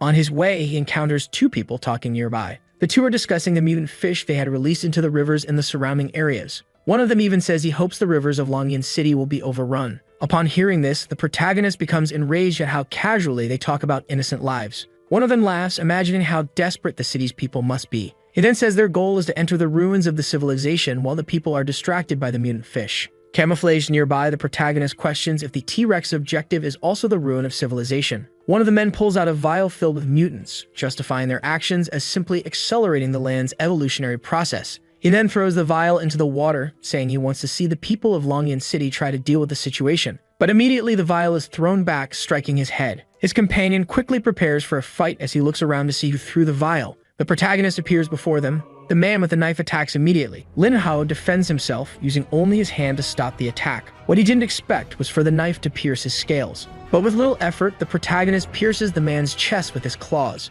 The man calls the protagonist a beast as he continues trying to stab him. Lin Hao responds by setting everything around him ablaze, incinerating his enemy's body until he dies. Turning to the second man, the protagonist intimidates him with his words. With a terrified look, the man says that he will die here. As Lin Hao prepares his attack, it's revealed that the man is recording everything with a hidden camera. Lin Hao warns the men that he will make them all pay the price for their sins. One of the men then removes his glasses and turns them toward Lin Hao. He laughs while still on fire and tells the creature before him that it too won't survive for much longer. In response, Lin Hao declares that he is eternal. Then both men are incinerated by the protagonist. As Lin Hao stares pensively at the two, the mermaid asks if he's thinking about eating them, but Lin Hao quickly responds that he finds the idea disgusting. What's actually troubling him is the possibility that Longyan City doesn't only contain those mutant fish from before. The mermaid suggests that perhaps the mutant creatures aren't being controlled by the ones they assume are in control. This makes the protagonist immediately think of the alien. He concludes that the alien from earlier was merely a harvester, and that the main force remains hidden. He then jumps back into the sea. Knowing that the enemy's plan is to awaken all the creatures of the civilization's ruins, Lin Hao now needs to return to the estuary to find a way into the ruins.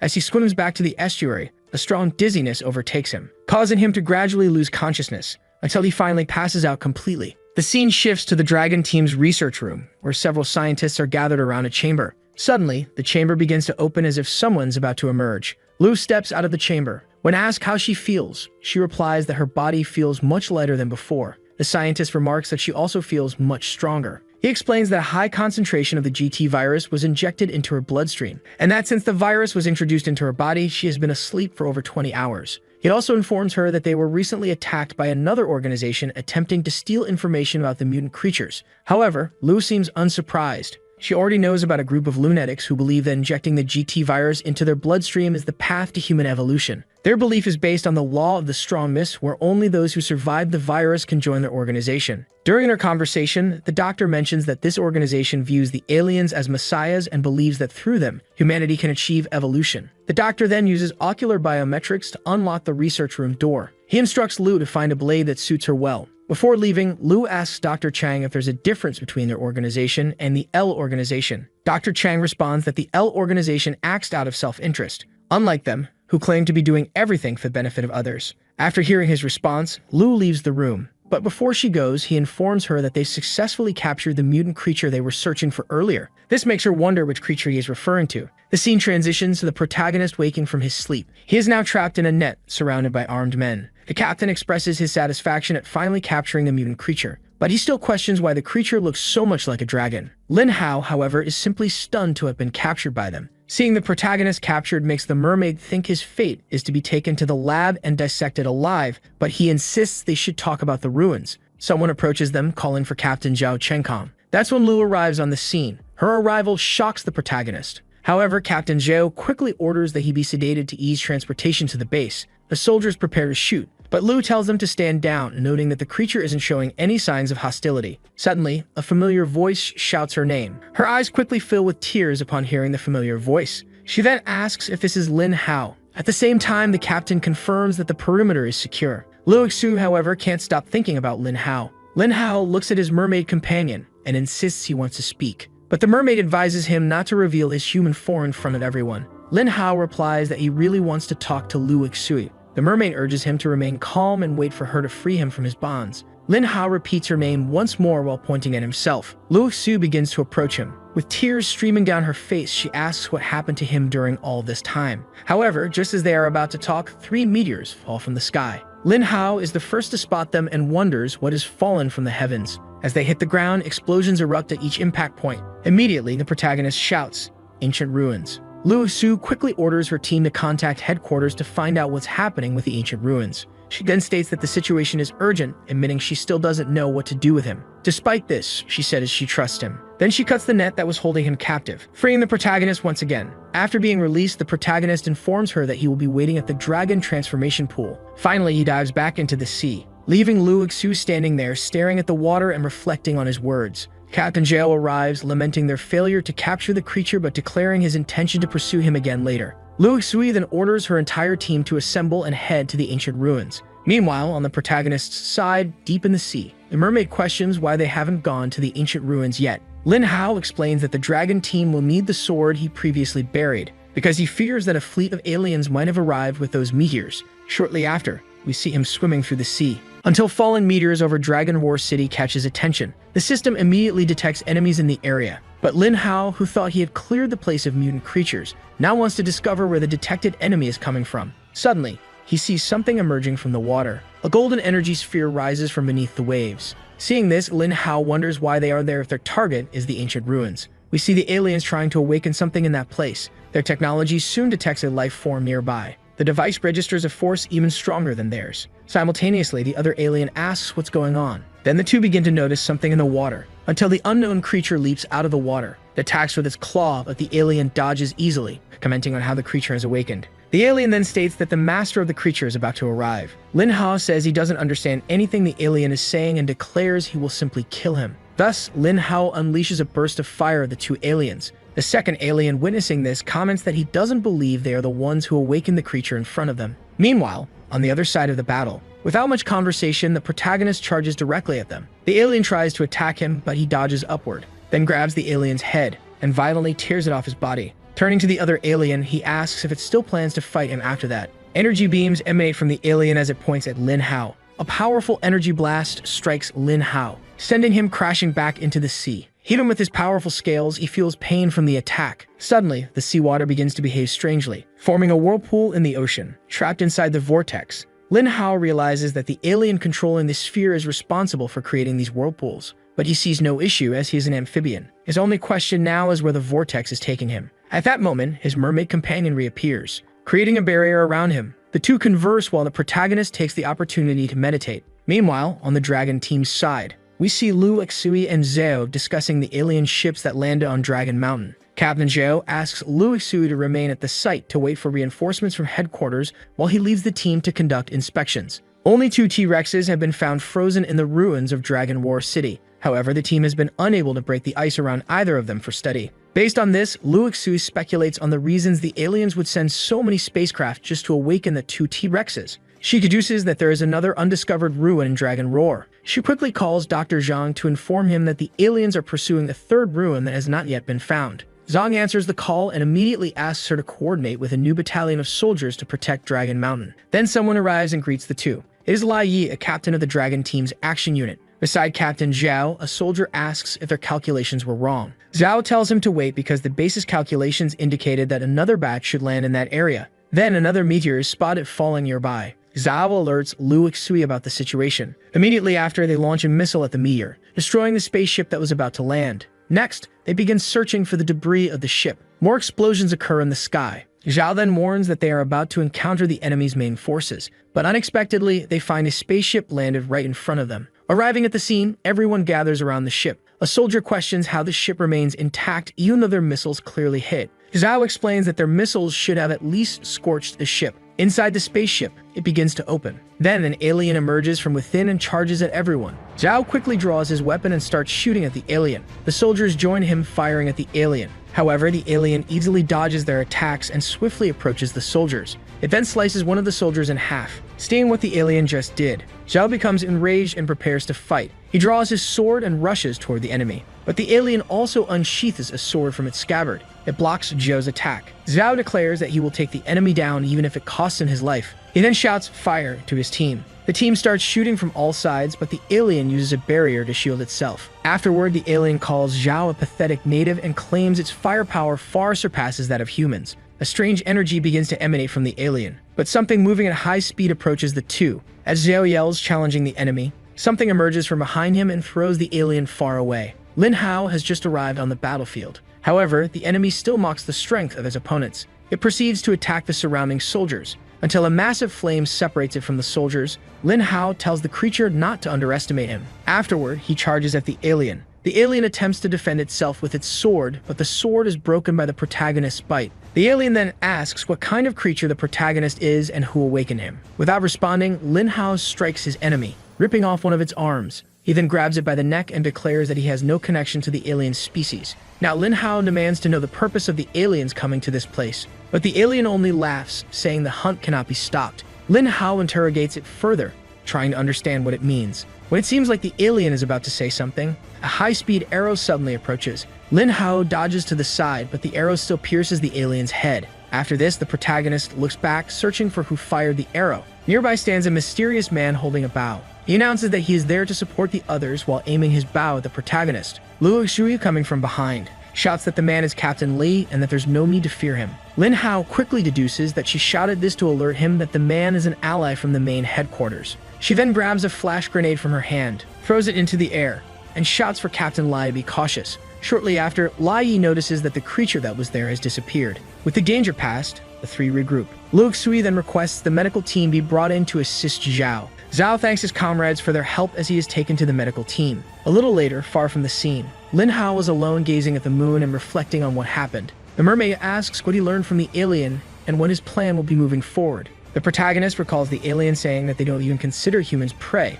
but instead see the blue star as a massive hunting ground. The aliens view everything as grand entertainment and awaken mutant creatures purely for the thrill of the hunt. Amidst all of this, Lin Hao was part of their little game, with his head being hunted by 3 different groups. Additionally, it seems that the Dragon Transformation Pool and Dragon Mountain are connected by a route, which is why he managed to arrive there so quickly. He then recalls a time when he was trapped in the whirlpool, the moment he gained new skills after evolving. One of these skills was Dragon Rage, which increases all his basic stats for 10 seconds. Since it also has a passive ability that ignores cooldown time when he is gravely injured, Lin Hao sees great utility in this skill. This also reminds him of the ability he gained earlier when he was lucky with the system's mission rewards, the skill to scan his opponents. Thus, his memories end at the moment the whirlpool stopped, having already carried him to the lake of Dragon Mountain. In the present, the protagonist, thinking about the alien's words with the mermaid, suggests that perhaps the aliens believe he and the other mutant creatures are the same. As such, they are trying to force him into Dragon Mountain to be within their hunting grounds. Now the protagonist finally realizes that in the aliens' view, everything and everyone on the planet are just part of their games.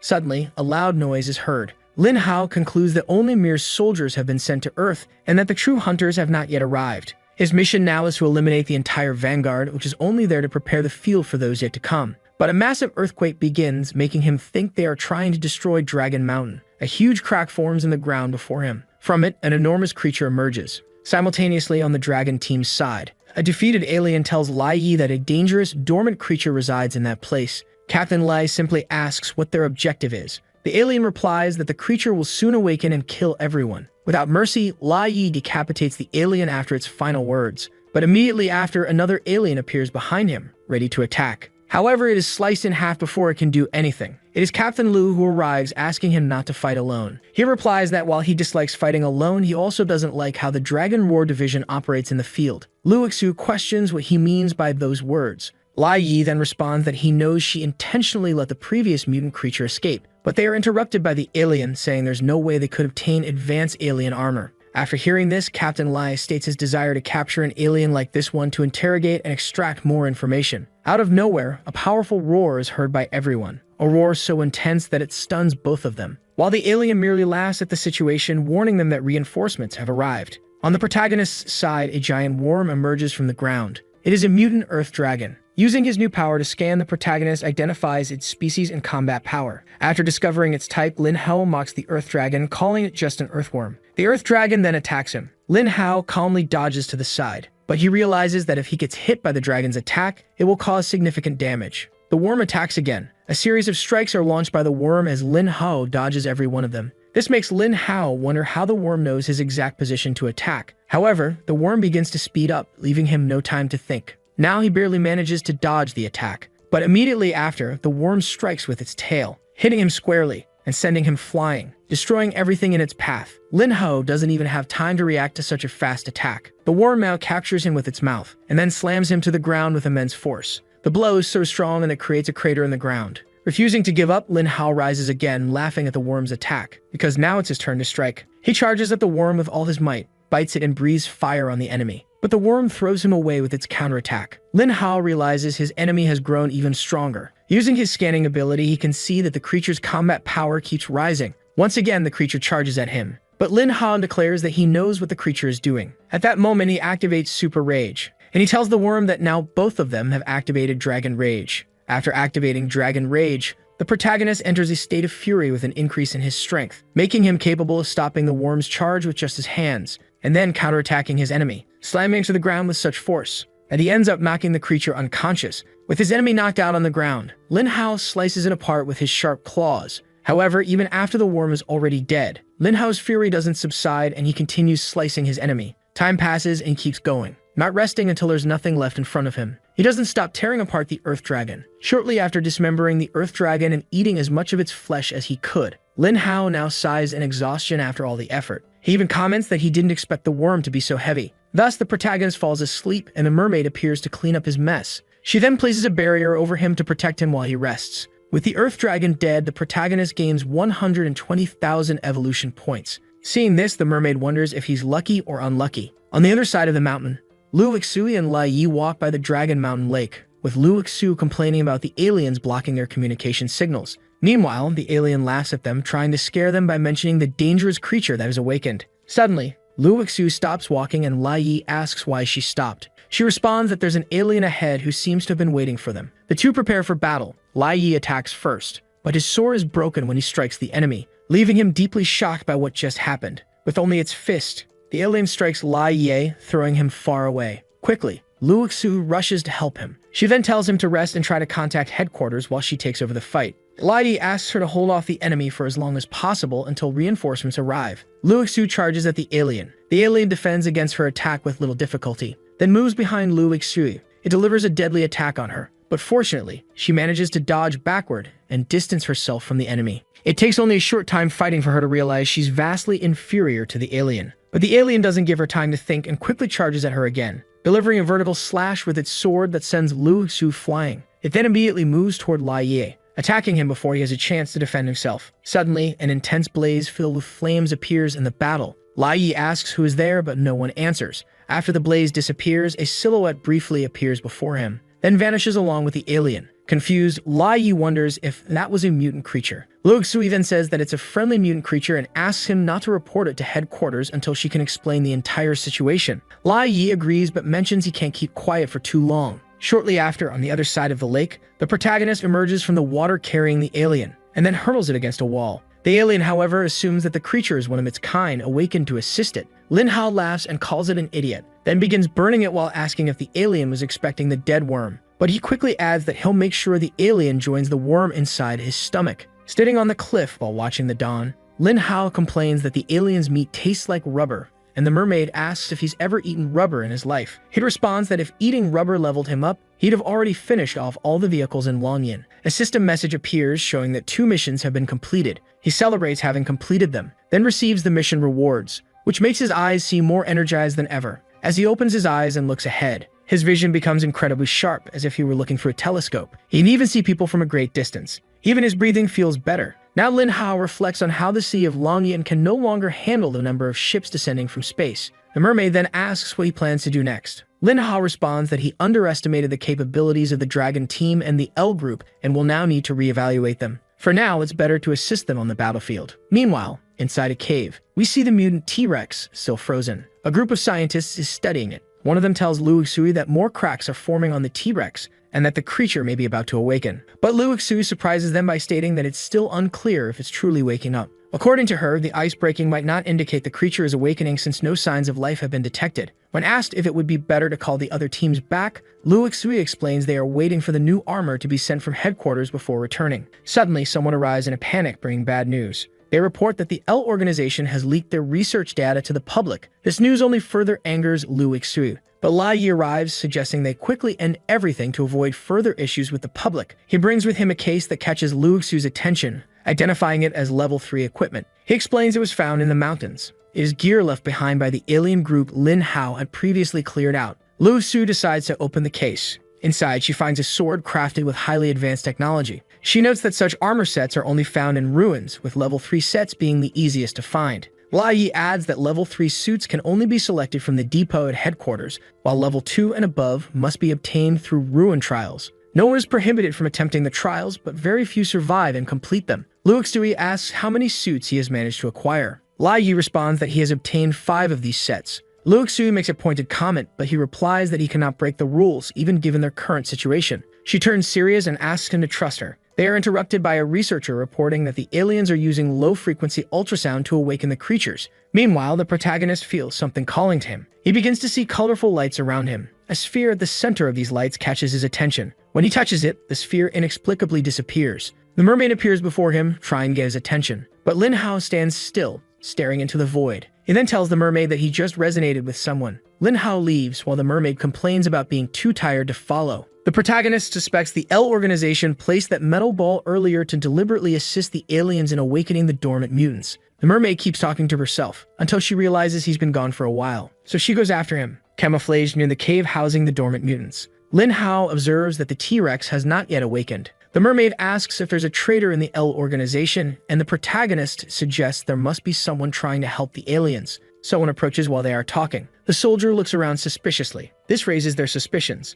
The soldier continues on his way. The protagonist watches him from afar. Now inside the cave, the soldier says that if more awaken, his mission will be complete. A fireball flies toward him, hitting his hand and causing him to drop the stone he was holding. Then a massive shadow looms over him. He grabs his weapon and begins shooting, yelling for the monster to die. In response, the protagonist remarks that compared to this man, he shouldn't be called a monster. The soldier believes the protagonist is one of the monsters awakened by the alien's ultrasound. After this, the soldier pulls the pin from a grenade on his back and places it directly in front of them. Then he detonates it, blowing himself up along with the protagonist. Lin Hao emerges unscathed from the explosion, but shortly after, he hears a loud sound coming from inside the cave. Suddenly, the entire cave begins to tremble. Inside, a massive army relentlessly attacks the mutant creature. A tank fires at the creature, creating a huge explosion in the area. Afterward, Captain Lee orders a ceasefire. The soldiers stop shooting, hoping the creature is dead. A heavy tension fills the air, until the creature reveals is still alive even after all the attacks. Seeing that the creature was still alive, Liu Xu ordered everyone to attack again. The T-Rex entered a state of fury. Since the bullets weren't working, Lai Yi fired his bow at the T-Rex. The arrow aimed for its eyes, but the attack didn't cause any damage to the creature. Lai Yi was shocked that an attack to the eyes had no effect. However, Liu Xu told him to keep trying until he caused some damage. Once again, Lai Yi attacked the creature's eyes with his arrows, until finally he managed to cause some damage. The creature then furiously charged at the soldiers, trampling everyone in its path, giving them no chance to escape. Liu Xu said she would try attacking with her sword made of otherworldly metal. Hearing this, Captain Lei ordered everyone to retreat. Soon after, Liu Xu told him to clear everyone from the Longshan blockade and execute the final plan if necessary. The mutant T-Rex then charged at the two, but suddenly a massive blast of fire sent the T-Rex flying, dealing significant damage to its flesh. The protagonist arrived next, biting into its jaw. However, the T-Rex flung him away with its tail. Quickly, Lin Hao recovered as he couldn't feel pain in his state of fury. While the T-Rex focused on the protagonist, Liu Xu approached from behind.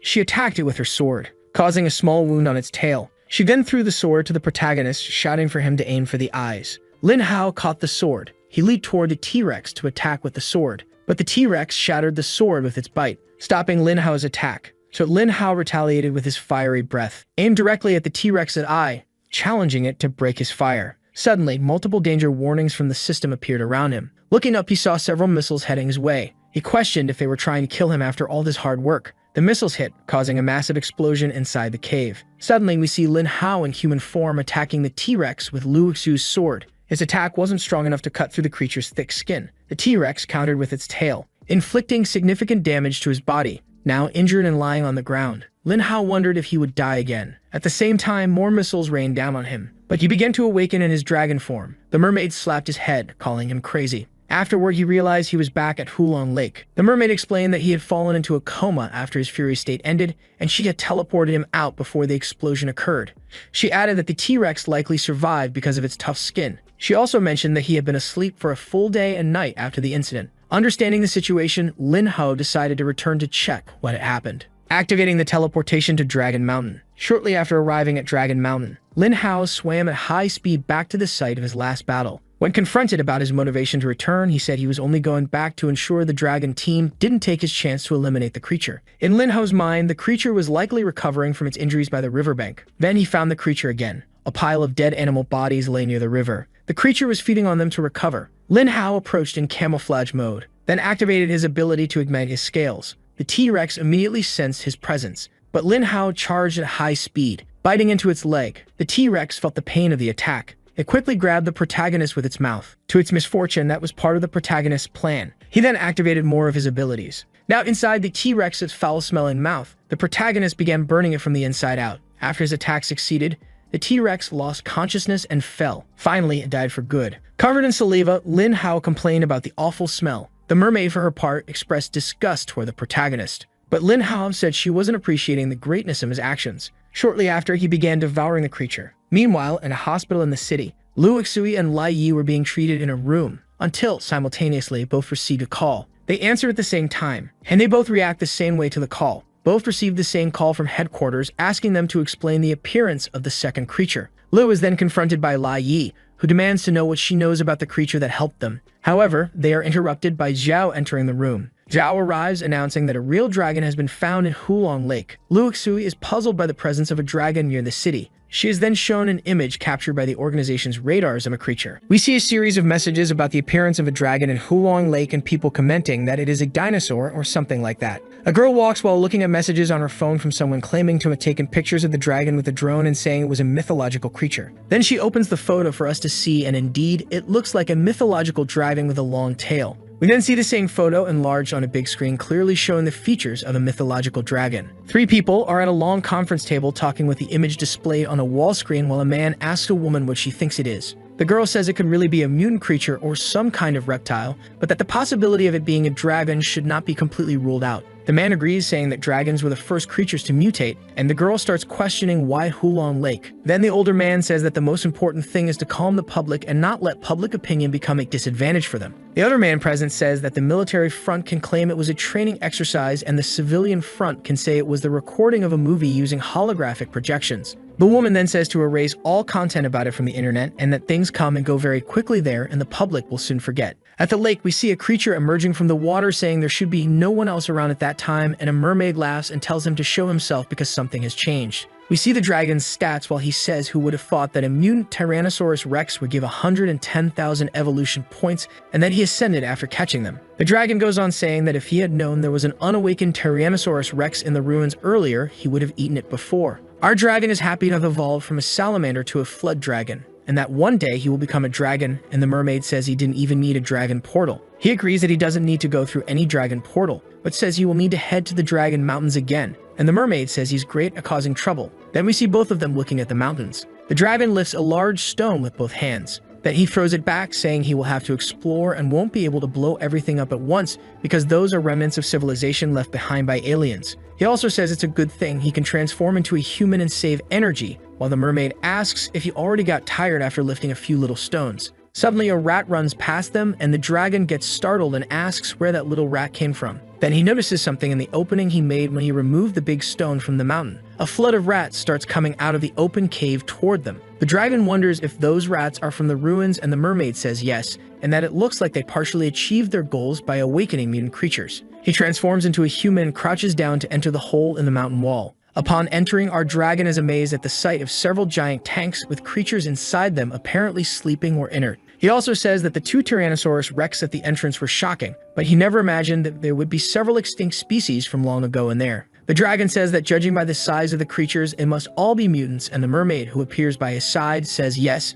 and that there must be others like them around. Then they hear someone inside the caves talking and informing a person called Master Luo that there is an entrance over there. Then our dragon hides and watches as he sees a group of people approaching that room from a distance. The woman says that the exterior of the mountains is very solid and hard to break, while a man in front of her says that inside there are several tools they don't know how to use. He then, upon getting close to one of the tanks, says that that civilization was much more advanced than they could have imagined. One of the group members is approaching the tank behind which our dragon is hiding. He then asks the rest of his group if that is what remains of the civilization and if it was left behind by the aliens. The group members all gather in the room and one of the men answers the question saying that it probably wasn't just that. According to speculation, before humans existed on Earth, a much more advanced civilization arrived and ended up leaving those relics. Then the group discusses the intention behind the aliens' attacks, whether they wanted to attack the city or just awaken those creatures, but the leader says they are there to equip themselves. Our dragon hears the group's conversation and remembers the attack. As the group leaves, he thinks that no matter what, he will protect Xiao Xui.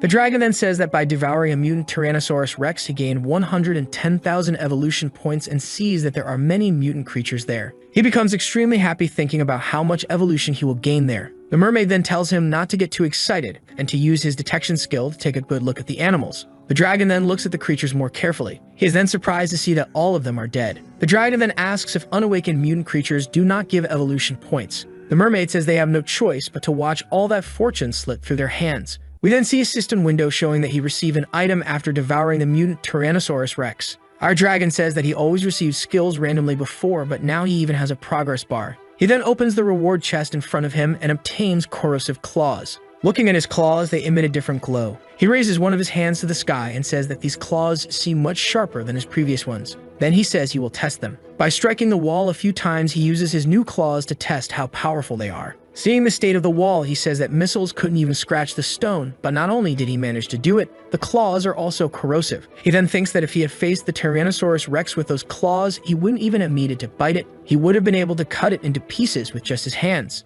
The system then shows him a symbol, and he wonders if there are still more rewards. The dragon clicks on the new icon in the system window with his new claws. A map then opens for him, looking like a volcano. Suddenly, something magical opens under his feet, surprising him. A great glow appears at the bottom of the lake. The dragon then, recognizing where he ended up, asks the mermaid how they got there, and she says she has no idea. She then says that if he can only obtain the mythical iron scale within the vicinity of the lake, then there is only one possible region. He and the mermaid then start heading toward the bottom of the lake. As he begins to descend, he wonders why that place is so quiet and thinks it's best to prepare because something is not right. The dragon looks toward the bottom of the lake but sees no creatures or anything. Then he thinks and wonders if something got rid of all the creatures at the bottom of the lake. Suddenly, dust begins to rise and he wonders if that thing is coming toward him. Rocks then begin to rise toward him as more and more dust starts to lift. The dragon then puts his hand in front of his eyes when a bright flash appears. He then thinks that the area below opened up as he sees a brilliant blue whirlpool rising before him. With a wary look, he thinks that this is not good. We see a huge pair of glowing eyes appear inside the brilliant whirlpool. Then we see a creature resembling an eel called a mutant axolotl, a level 4 mutant creature with a combined power of 778. The creature and the dragon stare at each other as the beast emits a sharp sound into his ears. The dragon thinks he can't see anything because of the massive amount of bubbles. The beast opens its mouth and releases a powerful energy beam toward our dragon. The dragon in turn releases his own powerful energy beam toward the axolotl. The clash of the beams causes a huge explosion underwater. In the middle of the explosion, both are thrown backward after the beast hits the dragon. He positions himself in an attacking stance and thinks that the beast is not afraid of fire and that he will truly test how strong that eel is. Our dragon then shouts at the beast that they will see who will have the last laugh. The mutant eel wastes no time and uses an ice beam that goes toward our dragon. He then thinks that this is the first mutant he sees capable of spitting ice from its mouth. The beast then charges at him while he flies toward it, saying that it is time for it to meet its maker. They collide, causing a loud boom, pushing the water away from them for a few seconds. Our dragon bites the creature's arm and thinks he didn't imagine it would be so cold and that the other deep-sea creatures probably escaped. We then see a frozen claw coming toward our dragon. It hits him directly in the stomach, with a small icy glow of energy around the fists. The dragon takes the hit but doesn't seem to feel much as he asks the beast if it also has sharp claws. The beast just stares at him, not answering any of his questions, while its red tentacles fill with energy. The creature then prepares its red tentacles and launches its attack, piercing the dragon's body. The dragon then exclaims that it hurts. He then uses his fire attack to push the beast away, breaking some of the tips of its tentacles as it backs off to dodge. Soon after, it begins regenerating the tips of its tentacles while retreating from the attack, and our hero thinks the mythical iron scale had better be worth it. Seeing the beast retreat from his attack, he thinks he was worried about the side effects of using his super fury and the existence of other creatures in the lake. Then, while thinking that he might not survive if he doesn't use it, he starts to be enveloped in red energy and his claws begin to fiercely energize. Then he explodes in red energy and shines intensely. The axolotl with its burnt tentacle tips grabs onto a nearby rock while watching the dragon. It then uses the rock to propel itself forward for its next attack, while our dragon does the same, wrapped in fire and energy. They collide in a wave of fire and ice energy as the dragon asks which one of them will be stronger. We see axolotl coming out, clearly burned from the energy, clash with our dragon. The dragon then asks how it is going to heal now and says that with regeneration and ice powers without his super fury, he would have been cooked right there. The beast then turns its back and begins retreating into the abyss. Our dragon starts chasing after it. He lands a blow on the beast's back while asking if it was trying to escape. The creature then, with ice coming out of its eyes and mouth, clenches its teeth in pain. Our dragon has his claws deeply buried into the beast's body, and we see ice and fire coming out of the holes where the dragon's claws penetrated. The creature begins generating ice energy around its mouth, preparing another attack. Suddenly, it turns around and uses its ice beam at point-blank range on our dragon. He then moves his other hand very quickly and closes the beast's mouth with his claw. Then, with fury in his eyes, he focuses his power,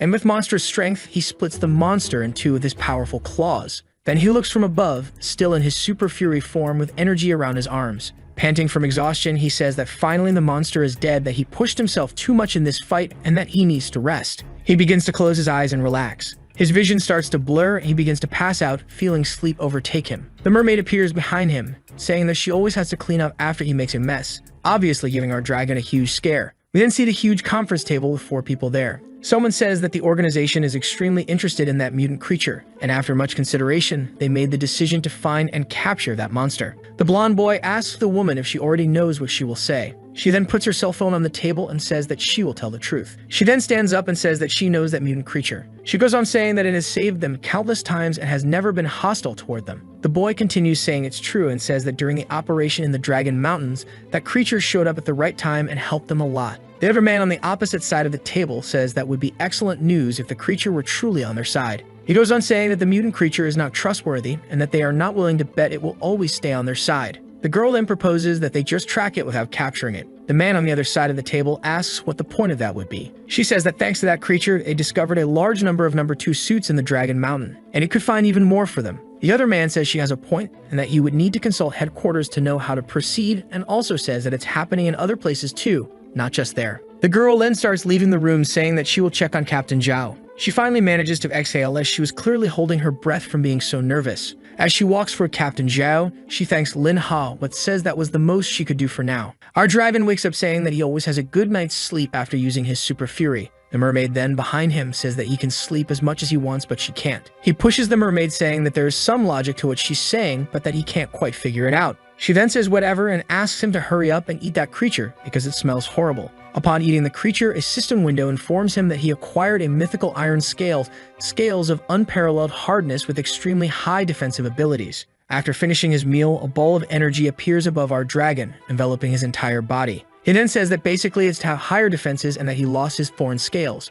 but the exchange wasn't bad. The dragon then starts to look at himself and see the new scales he received. Suddenly, the system says that he received a hidden reward and asks if he wants to merge his foreign scales. The dragon, super happy, says yes, that he wants the system to merge his scales. Energy then starts swirling around him as he wonders if that's the merging of the two scales he now has. Soon after, the system says the merging was a success and he received the mythical iron foreign scales. He then continues reading the effect, which says that the defense of the scales is extremely high and that 1% of the damage he receives will be returned to his enemy. The dragon happily looks at his new scales while challenging anyone to bite him now. He then thinks about the effect of only returning 1% of the damage. He shakes his paws and says that it's better than nothing. Then our dragon pauses to notice something and asks if it's just him or if the water level of the lake is rising. After analyzing a bit, he says that the extra water seems to be coming from the hole where the axolotl came out. With a greedy look, our dragon says there must be more treasures where the monster came from and starts heading toward the hole. Looking into the abyss, he says he can't see anything and that when you look into the abyss, something looks back at you and there's definitely something in there. He then begins to descend, saying that instead of just looking, he's going to say hello to the abyss.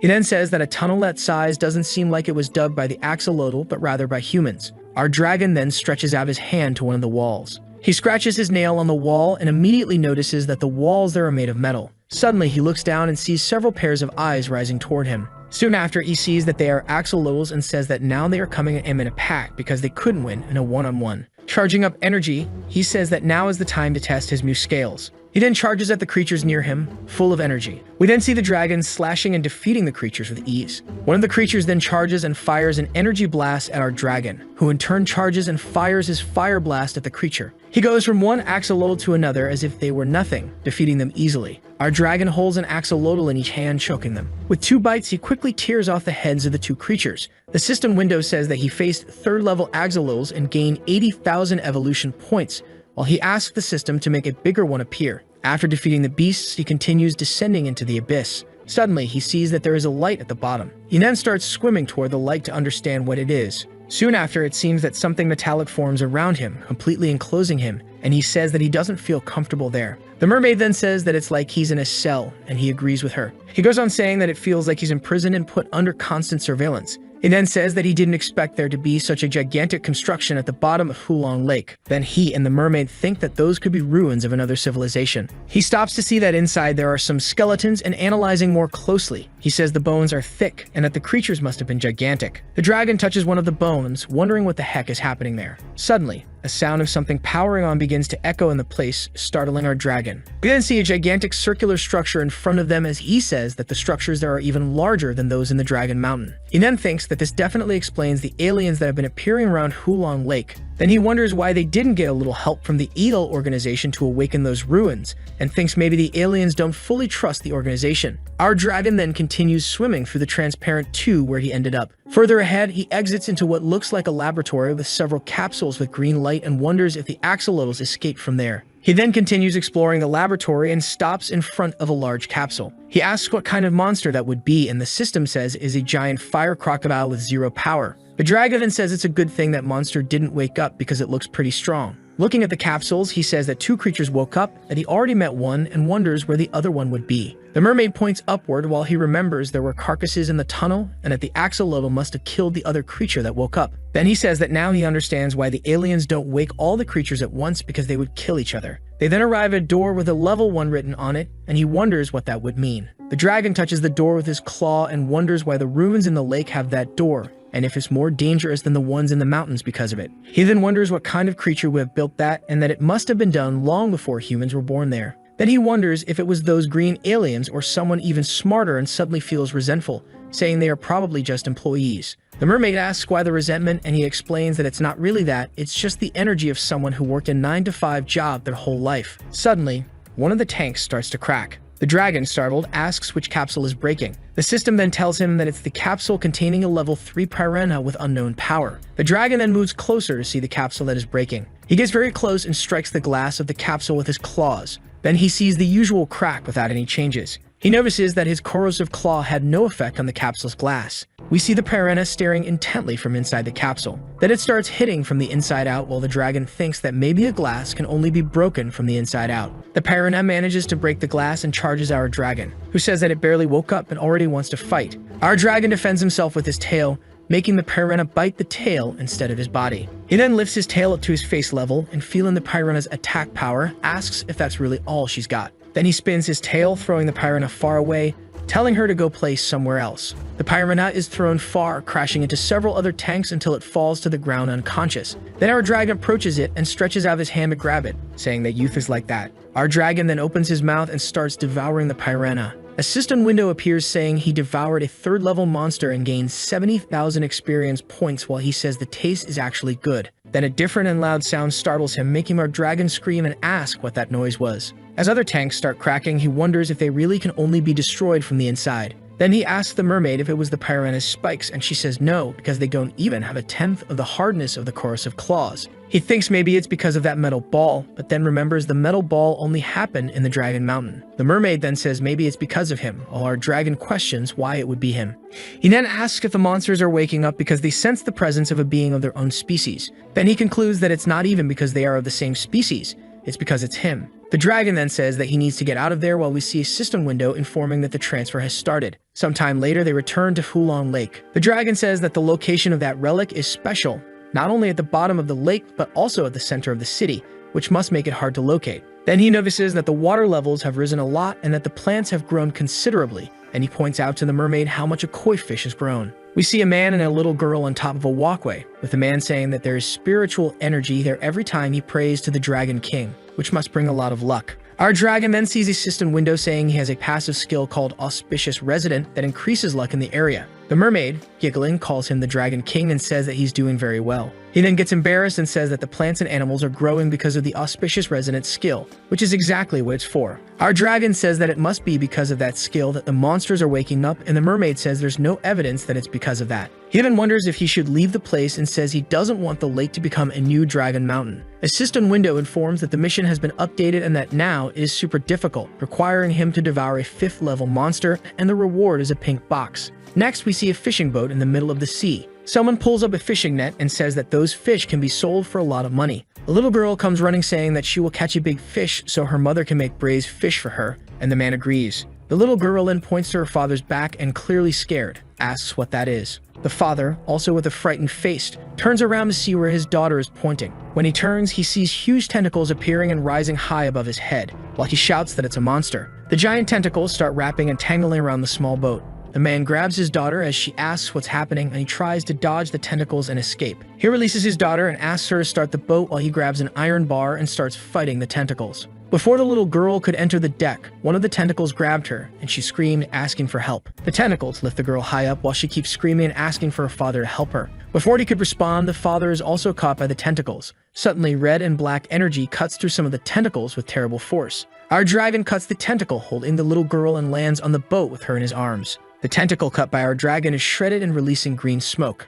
After leaving her safely on the boat, the dragon dives back into the water. The father and his daughter are finally safe on the boat, still recovering from this sudden and shocking event. The little girl then points to the sea and says that the dragon saved them. The dragon asks the mermaid why that attack method feels so familiar to him as he watches the giant squid sinking into the ocean. A voice returns in his head saying that the world is really small. Next, our dragon shoots up at full speed, while the mermaid asks where he's going. Our dragon simply answers that he's going to deal with the consequences. We then see the fishing boat again, still near where they were before. The man then tells his daughter that it's okay, he already called for help and soon they'll be able to return to land and go home. Then a wind blows and the father feels something strange in the air. The girl desperately asks her father what's happening. We then see several shadows in the water approaching the boat as the man watches from the edge. He then goes back and holds his daughter, who, crying, says it's okay because the dragon will come back to help them. A few minutes later, we see the father and daughter at the bow of the boat looking out at the sea. The dragon and the mermaid tell the father and daughter to keep what happened a secret, while the girl says that he's a good dragon and that she will never forget him. The mermaid jokes that every time he goes out, he earns another good dragon title, and he proudly says he's trying to do one good deed a day. Then both are looking at a huge hole at the bottom of the ocean,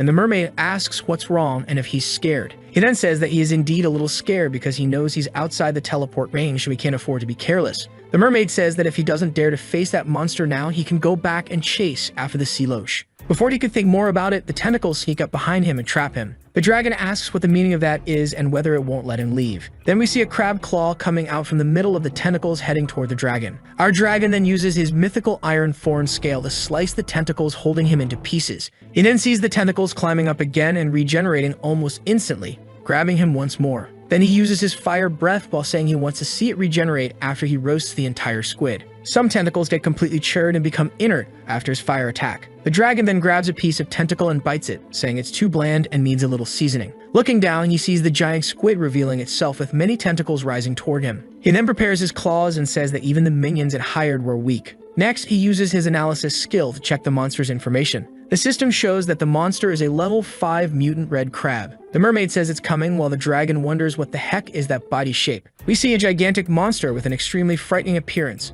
mixing a crab and a giant squid. Our dragon then, seeing that monster, asks exactly that, whether it's a crab or a giant squid. The mermaid then looks seriously at him and says he's in trouble. The dragon then says he will finish this quickly and jumps toward the monster, leaving a trail of red and black energy behind him. Our hero attacks in the middle of all the tentacles surrounding him. The tentacles close around him as he gets closer for his attack. The dragon then, once again using his scales and strength, shreds the tentacles into pieces. Soon after, he says that high speed is the secret to defeating all martial arts as he comes face to face with the mutant crab. The crab then starts charging a fireball in its mouth, while the dragon is caught by surprise by the enemy's ability. The monster then releases its powerful magic on the dragon. Still perplexed, the dragon wonders if that is its red flame ability. A woman is on her laptop and says the word octopus while a man watches her from behind. She continues saying that they have 3 hearts, 9 brains, and 2 completely distinct memory systems. The man then steps beside the girl and says that with 3 hearts, 9 brains, and 2 memory sets, it sounds pretty broken. The woman says while putting her hand on the man's face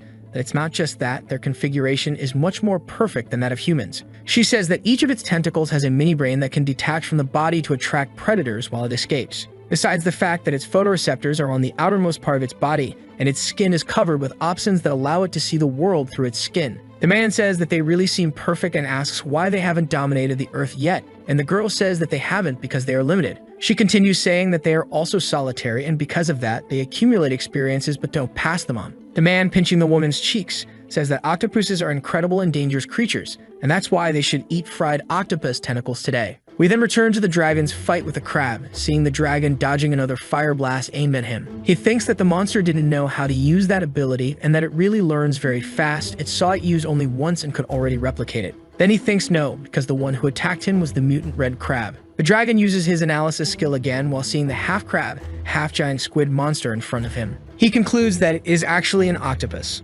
Looking more closely at the monster, he says is a mutant octopus parasitizing a mutant red crab. Our dragon begins to charge energy into his fist and prepares to attack. Shouting, he says he can't believe it can learn everything. Then he grabs the crab's claw with his own, letting reddish-black energy burst from his fingertips. The crab attacks using something similar to what he just used, while our dragon exclaims how fast that was. Looking closer, the dragon says he overestimated it, and it seems it can only copy the form. The monster, seeming offended, charges our dragon again. He also analyzes that the regeneration power comes from the octopus, and that it can use it on the crab part of its body too. The mutant crab uses the claw attack on our dragon again. As the attack comes at him, the dragon says that it likes copying things and asks how it will copy this next attack. He then places his open hand to stop the monster's claw. The dragon then pushes the crab's claw away and prepares an attack with his other claw. He then cuts several of the monster's tentacles with the attack he prepared using his other claw. Smirking mischievously, he tells it to regenerate another one then. The crab, enraged, charges at the dragon again with its gigantic body.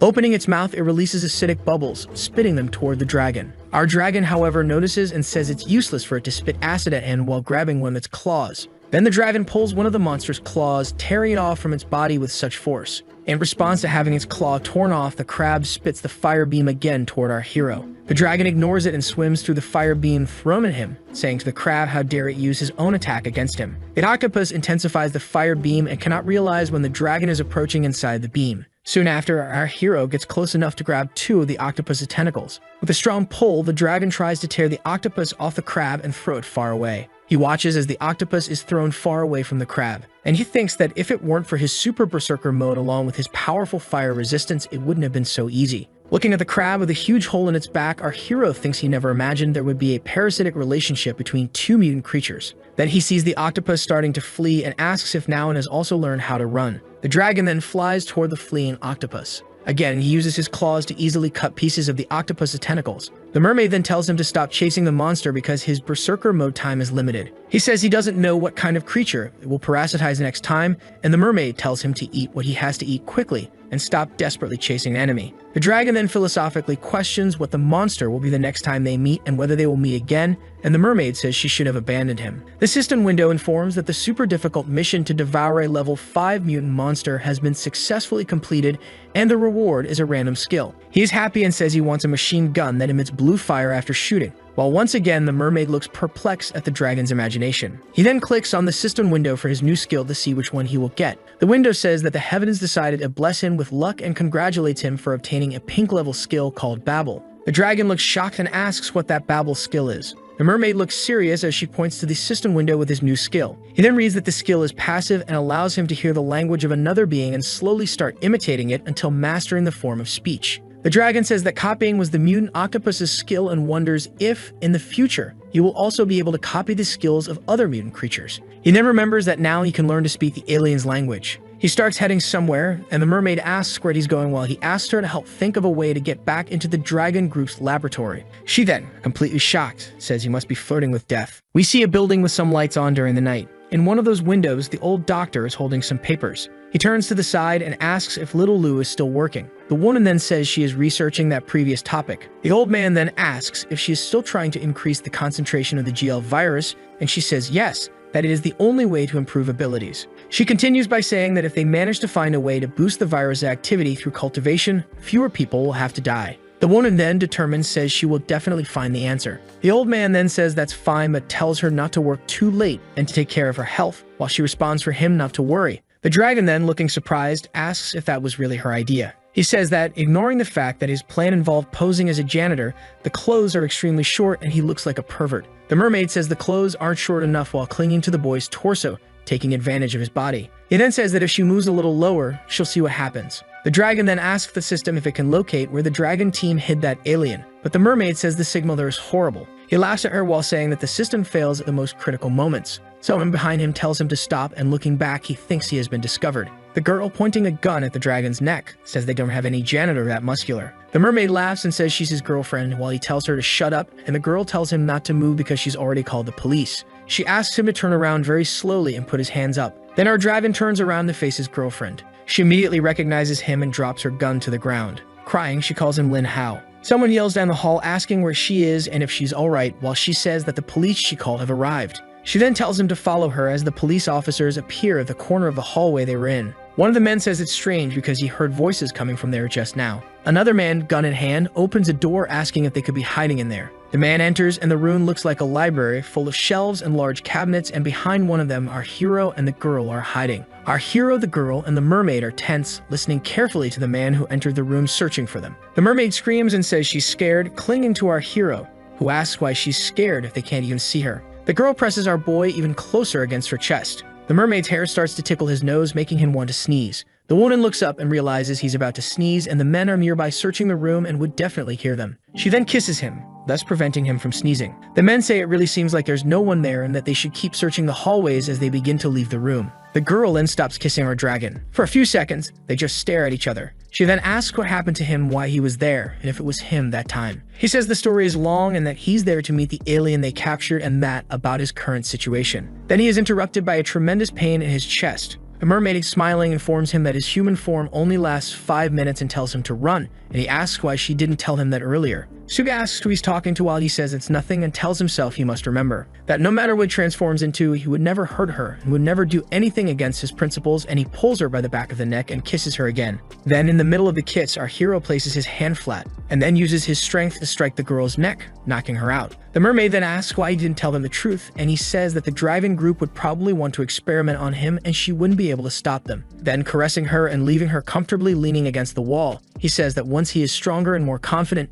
he will come back for her. Our hero then walks toward the exit with the mermaid behind him. The girl remains unconscious, leaning against the library wall. She then seems to dream and calls out for Lin Hao while a green energy aura surrounds her. Then she wakes up in the place where our dragon left her, startled. She notices that her body has become lighter and more powerful and wonders if she has become stronger. She also wonders what caused the activity of the GL virus to increase in her body and wonders if it was that. Slightly embarrassed, she wonders if it was the kiss she gave her boyfriend, remembering the scene. The old scientist says that although ancient civilizations had technologies far above theirs, she should be careful. After all, she was the most precious material. The blonde man then says that she will face life or death trials to obtain the second piece of equipment, and the girl says that it's fine, that she will definitely succeed. Then, with determination in her eyes, she thinks she will succeed because now she has a new strength. The scientist says that ideally they should gain full control over that ruin, and that it is a shame the key is not fully mastered and still controls the ruin. To conclude, he says he only hopes that Liu Xu can bring back useful and valuable things.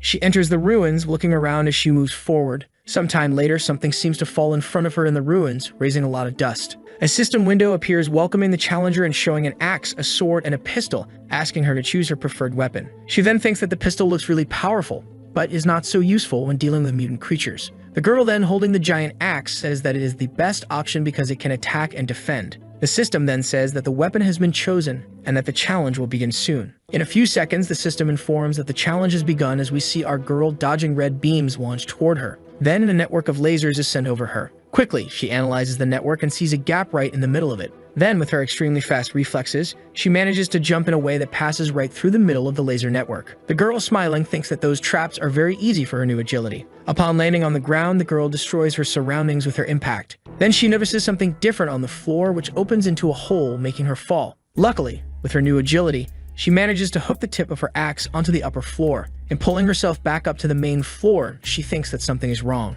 Soon after, she notices the mutant creature in front of her, identifying it as a stegosaurus. Analyzing the dinosaur, she notices that the weak points are the head and the abdomen. She then picks up the axe and starts to plot her attack plan. Circling to the side of the monster, she quickly attacks with her axe. Her axe hits precisely on the side of the mutant dinosaur's head, while she thinks that the monster's body has been strengthened beforehand. The monster takes advantage of the second she paused during her attack and throws her against the nearby wall. The girl then, feeling the impact of being thrown against the wall, falls to the ground while the monster starts to turn toward her. She begins to get up while thinking that she has to find the monster's weak point quickly. The girl thinks she can't keep getting beaten like that while she sees the monster's tail coming toward her for another attack. She grabs the monster's tail, taking the hit and keeping it trapped. Then she jumps as if to climb onto the tail. She then starts climbing using her axe as a counterweight. She then traces a pendulum motion with her axe, ready to climb onto the creature's back. At the end of her move, she ends up kneeling on top of the monster's tail. The girl quickly takes advantage of the surprise to run along the beast's back toward its head. Using her last step to propel herself upwards,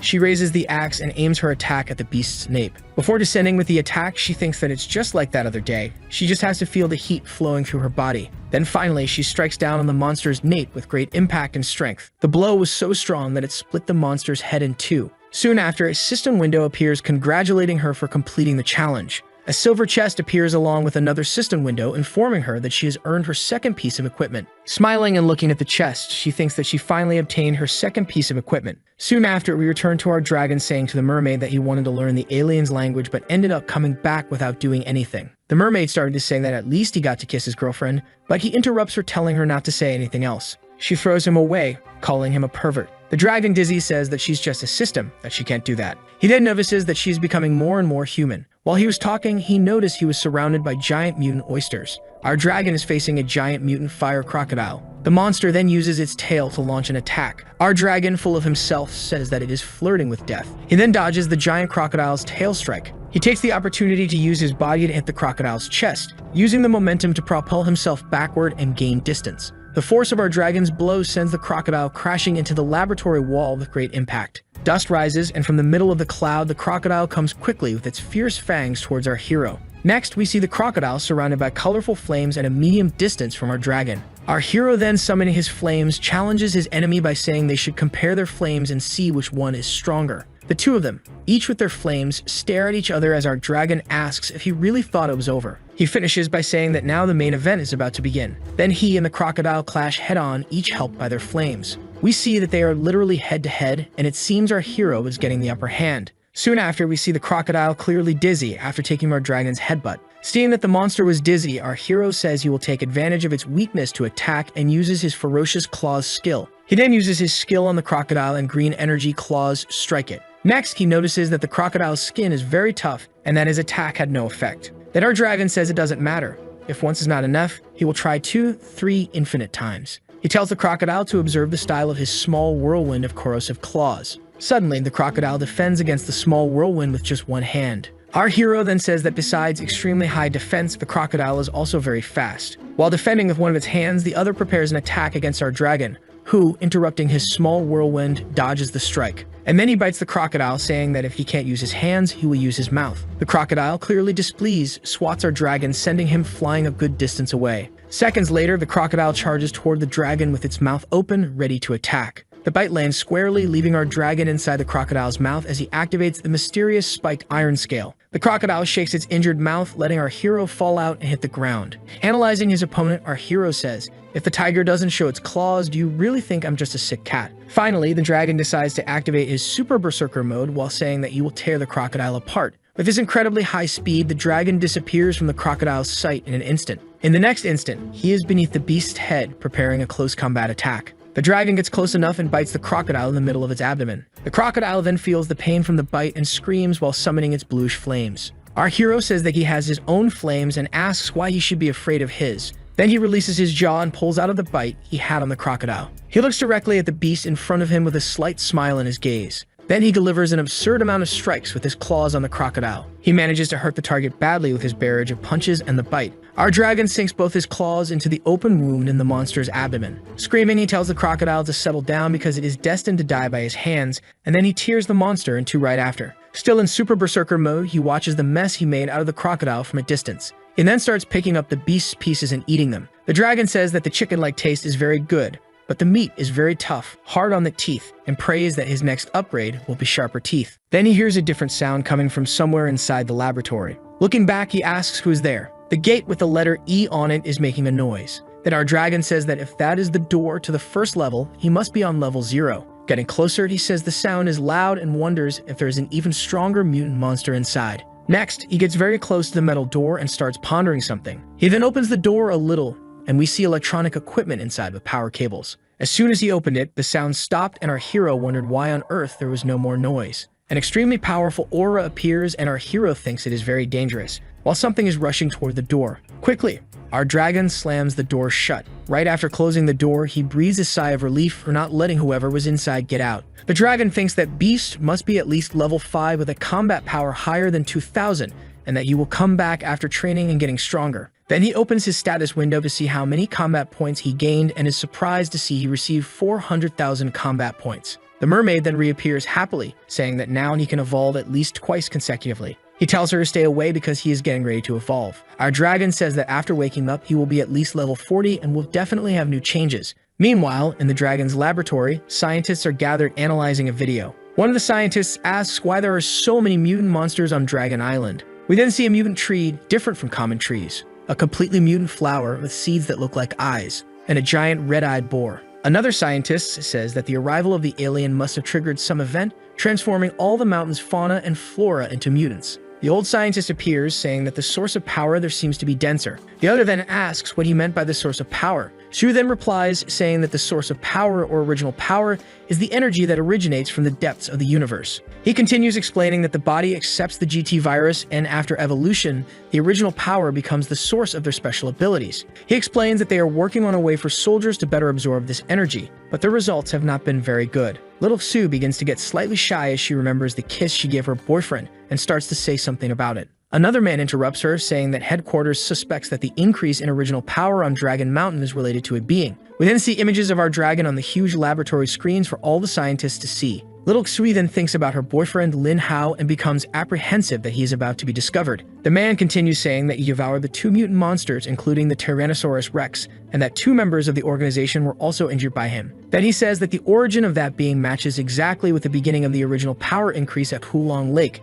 and that he is probably involved with it. One of the scientists then asks why it sounds as if that being is helping them by eliminating the mutant monsters. The man in armor says that obviously he is helping them, and then he even left the two organization members alive. Another scientist considers the possibility that the being has human-like intelligence, and the man in armor says they can't be sure, or that maybe he is being controlled by someone else. Then the scientist says they will only be sure once they capture the creature and dissect it for research. Little Xu screams no, reacting to the scientist's comment about capturing the creature and killing it for study. Everyone in the room is surprised at the way she said that. She quickly says that she is close to being able to cultivate original power, and that she needs a place with a high concentration of this energy to continue her experiments. The scientist then asks if she really managed to find a way to cultivate the energy. She then says that the creature increases the power concentration in the area, and that she recommends sealing Hulong Lake and trapping the creature there while she tests cultivation methods. The older scientist says that the organization cooperates with alien creatures to try to awaken the mutants, and that their soldiers increase their powers. The woman then thinks that her boyfriend is safe for now, and that she needs to take the opportunity to find out his secret and how to cultivate the power. The third scientist who is in the room starts shouting that the global rankings were updating. He continues saying that he would really like to know which country uploaded the information about the mutant creatures, and someone asks for them to open the video quickly. The one explains that the ranking is based on the danger level, and that they always have to analyze it to be prepared for the danger when it comes. Then we see a creature, a gigantic octopus with a triple as danger level. Sue then breathes a sigh of relief, thankful that the number one is still asleep. Then the second most dangerous creature ranked double S, the golden flaming demon bird. She then points out that there haven't been many changes in the top rankings for a long time, and another scientist says that the change happened at the 100th place. The 100th place was clearly our dragon, who entered as a Class B danger level. The scientist, startled, points and says that is the creature they were just talking about a moment ago. Sue thinks that her boyfriend is now in the global rankings. The scientist says that this update was really fast. He continues saying that of course that is a network established by all the warriors who merged with the virus.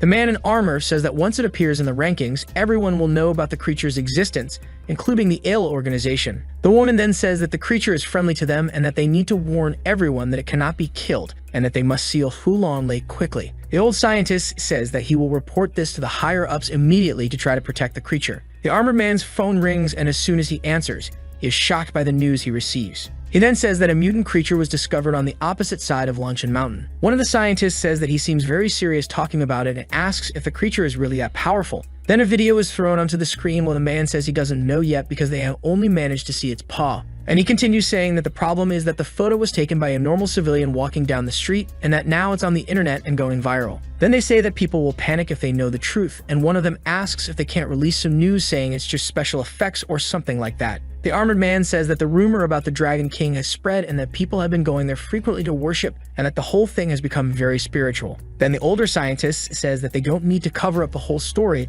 that eventually the virus will spread and the whole world will turn into mutants. He says that they won't be able to hide it forever, and the armored man, shocked, asks if he is suggesting they tell the world the truth. The scientist says that they will give people time to get used to it, and that he believes people will eventually find out the truth for themselves. Sue says that they really will discover it for themselves, and that the era of mutants will finally become common knowledge. Several people are taking pictures of the giant foot on the mountain, commenting that if the foot is already that size, imagine the rest of the body, and that it must be over 30 meters tall. Meanwhile, a system window appears to our dragon saying that his evolution is complete. Clearly very changed, our dragon says that it's not bad, that he can tell his body is much stronger, but he still hasn't evolved into something with wings. Another window appears congratulating him for reaching level 40 and saying that he received a purple chest. He then says that he will open the chest first. The chest opening animation is happening while he says that it's guaranteed to be something purple, but he's hoping for something golden. The system then shows corrosive fangs, saying that his fangs will become sharper, and that when they attack, they leave corrosion behind. Seeing what he got, he was surprised and wonders what the heck corrosive fangs are. Soon after, a bright light comes out of his mouth. All of his teeth fall out while he wonders if the new corrosive fangs could corrode his own mouth. Then new teeth start growing inside his mouth. In the next second, they stop, and our dragon notices that they are really very sharp, and that if he had had these fangs before, it would have been much easier to deal with the crocodile. The mermaid says that his combat power increased, but he says it only went up by 100, and that he will have to reach a new limit when he gets to level 50.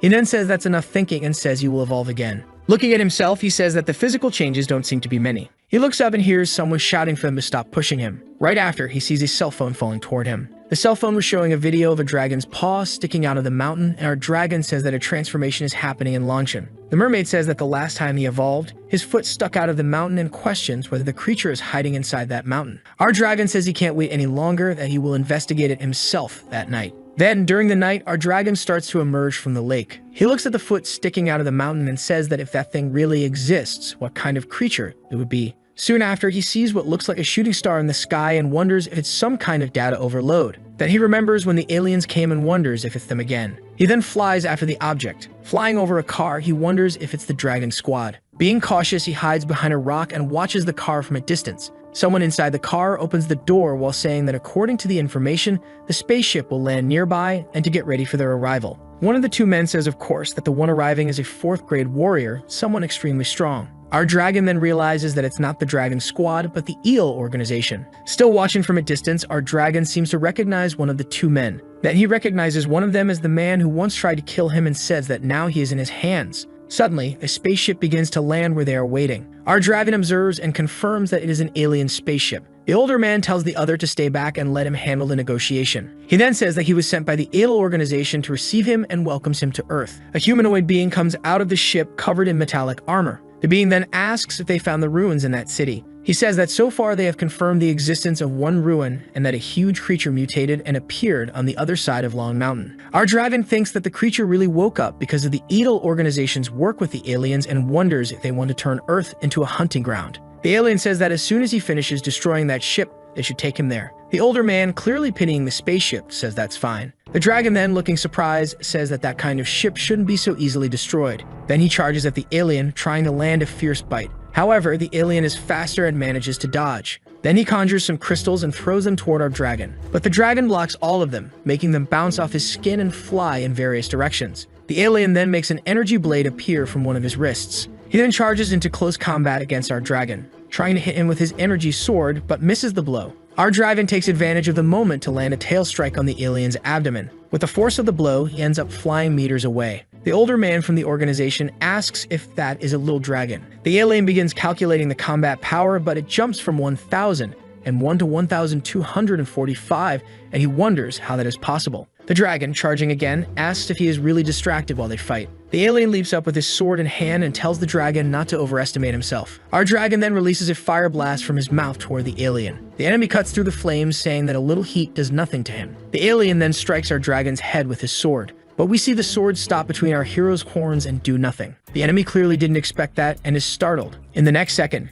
he retreats, gaining distance. He then wonders why the heck that mutant creature's body is so tough. Our dragon asks if that blow was intended to wake him up, because if so, it worked. He's awake. The alien activates extreme combat mode on his armor and charges toward the dragon, saying that he is an inferior creature and should die there in that hunting ground. The fighter jumps toward our dragon, who prepares to receive the blow. Our dragon notices as the enemy approaches that his strength and speed have increased. Then he shouts, instantly covering himself in flames. As he descends toward the blazing dragon, he wonders what that is. Taking advantage of the alien's confusion, our dragon uses his tail once again to deliver another powerful strike. And once again, he hits the enemy's torso with force. However, at this time, the alien doesn't fly away, but instead brings down his sword in a great explosion of light and speed. But our dragon's strength is greater, causing him to prevail in the clash of forces against the alien. Then the dragon brings his face close to the enemy and tells him to explain exactly what they intend to do. Surprised, the alien asks if he can talk. Our dragon lands another blow on the enemy while shouting for him to answer the question. The dragon then says that he came to Earth and asks if he is here to expand his master's hunting ground. From the alien's reaction, our dragon thinks he hit the mark. The alien says that he knows the goal. He begins to say that they, the inferior creatures, will all be hunted anyway, but our dragon doesn't let him finish speaking and grabs his head with one of his paws. Lifting the alien with one hand, he panics and asks the dragon what he is doing. His hand begins to catch fire and the enemy screams, begging to be released, saying he can help him evolve. With fire coming out of his mouth, the dragon tells the alien to speak, and then asks who is the insignificant creature now while burning the alien with his flames. Soon after, we see the alien's body lying on the ground, practically charred. A few seconds later, our dragon is devouring the alien and says it's disgusting, but evolution points are valuable. A system window shows that he devoured a green warrior beast and gained 200,000 evolution points and a purple chest. He then opens the purple chest while the two men are trying to sneak away behind his back. However, our dragon noticed and tells them not to even try to escape. He then spits fire at the two of them. While the two are lying on the ground, scorched, our dragon says he has some questions for them. The dragon suddenly notices cars approaching. He goes near what is left of the alien's body and removes a stone from the front of his armor. Soon after, he says it's a shame, but that he's not sticking around. He then flees, saying that at least he got a battle armor, which is still a victory. A few seconds later, 3 cars approach the spaceship. The woman points to the ship and says that must be the spaceship they were informed about. She gets out of the car while the man in armor tells her to be careful because there could be an alien around. Sue says the alien doesn't seem to be nearby. The man says that they always destroy the ship when they arrive on Earth, but this one seems to be intact, and the woman begins theorizing about the ship's internal system. But another man interrupts her, saying there's a remote control nearby. The man in armor says it's the first time he's seen something like that and wonders what it does. Sue asks if it could be a detonation device. She says that if it is the detonator and it's still there, the spaceship is probably intact. The man with the closed helmet says that the alien didn't even have time to press a button on his control before running away. The woman then corrects him, saying that he didn't run away, he was attacked. And showing a footprint nearby, she says he was attacked by a mutant creature. The man in armor says that, judging by the footprint, it must have been a creature about 10 or 20 meters in size. She continues saying that there are burn marks everywhere, and that if it's not some alien technology, the mutant creature might emit flames. The man wonders if there really is such a strong creature around and says there are no footprints marking the creature's departure. The other man shouts that there are still 2 people alive there, and they can ask them what they saw. They then say to take both the spaceship and the 2 survivors back to the base. He says that was very good, but the woman tells them to wait. Sue says that the size and the golden flames seem familiar, and the man asks if she thinks it could be the same creature from before. She says that the 2 are from the Ale organization, and that they are alive besides the spaceship being intact and the alien missing. The man realizes that it's true, and that the creature really seems to be helping, but that it has grown because the last information said 13 meters, not 20. Shocked, he wonders if the creature is evolving, and the doctor says that's exactly it. The man says that mutant creatures evolving is unprecedented. She then says that obviously it can happen and that he clearly. Then the man interrupts, asking what she was trying to say. She then remembers the kiss she gave her boyfriend and blushes slightly, thinking about the end of the sentence she was about to say, that he helped her increase her original power. She says, smiling awkwardly, that he clearly has intelligence and that it's not strange for him to evolve. In her thoughts, she says that the subject of cultivating original power is really important and that she must find a way to truly verify it. Then the woman gives orders for everyone to return to the Dragon organization and report everything that happened that day to the superiors. Somewhere nearby, our dragon is looking at a system window asking if he wants to open the purple chest he has. Anxious, he hopes the chest will give him a paint grade ability. The system then shows that he received an ability called super perception, allowing him to notice things even the naked eye cannot see. While absorbing the ability, he says that a skill that increases perception isn't bad at all. Standing still, he notices he can hear the sound of a leaf falling to the ground from a distance. He says it's as if eyes and ears have grown all over his body and that he'll never have to worry about ambushes again. Then the system notification sounds and he gets a giant scare. He then wonders if the notification sound was always this loud and thinks that maybe having such high perception isn't entirely good. He opens the mission window and realizes he can only have 8 missions at the same time and that the rewards are good, so he should focus on completing them. Leaving that place, he thinks he will head first to the Longian Reservoir because he remembers that there are Morocco stones there. We then see the lake in the dead of night. A flashlight appears and someone asks if it isn't more dangerous because it's the middle of the night. An influencer and his friends are at the Longian Reservoir while he explains that the sea monsters they saw were just computer graphics and asks to start the live stream. One of his friends says that Brother Long is right and that they've already gone to several haunted places and all of them turned out to be fake. His friend starts Brother Long's live stream and he says he's there to show everyone the reservoir in the middle of the night. He comments that another influencer was there before and said he was attacked and never returned, and that he is there to solve that mystery. Then pointing the phone toward the lake, he says he will show them the situation while in the comments people ask him to get into the water. Suddenly one of his friends asks what that was. Something seems to be in the middle of the lake and he wonders if it's a spaceship, while his followers beg him to go in and check. Then he picks up a stone and asks who's messing with him. Throwing the stone into the lake, he tells the person to show themselves. Right after, in midair, the stone he threw is shattered. Soon after, our dragon emerges from the water, roaring at the boys. The 3 then turn pale and scream, "Monster." Brother Long's phone falls to the ground in the shock, and his followers start worrying, asking what happened. Our dragon looks at the spaceship and asks where that guy came from, and says that it doesn't matter what it is, he won't allow it to mess around in his territory. He also says that he will keep evolving constantly until one day he can destroy all of them. We then return to the Dragon Organization base,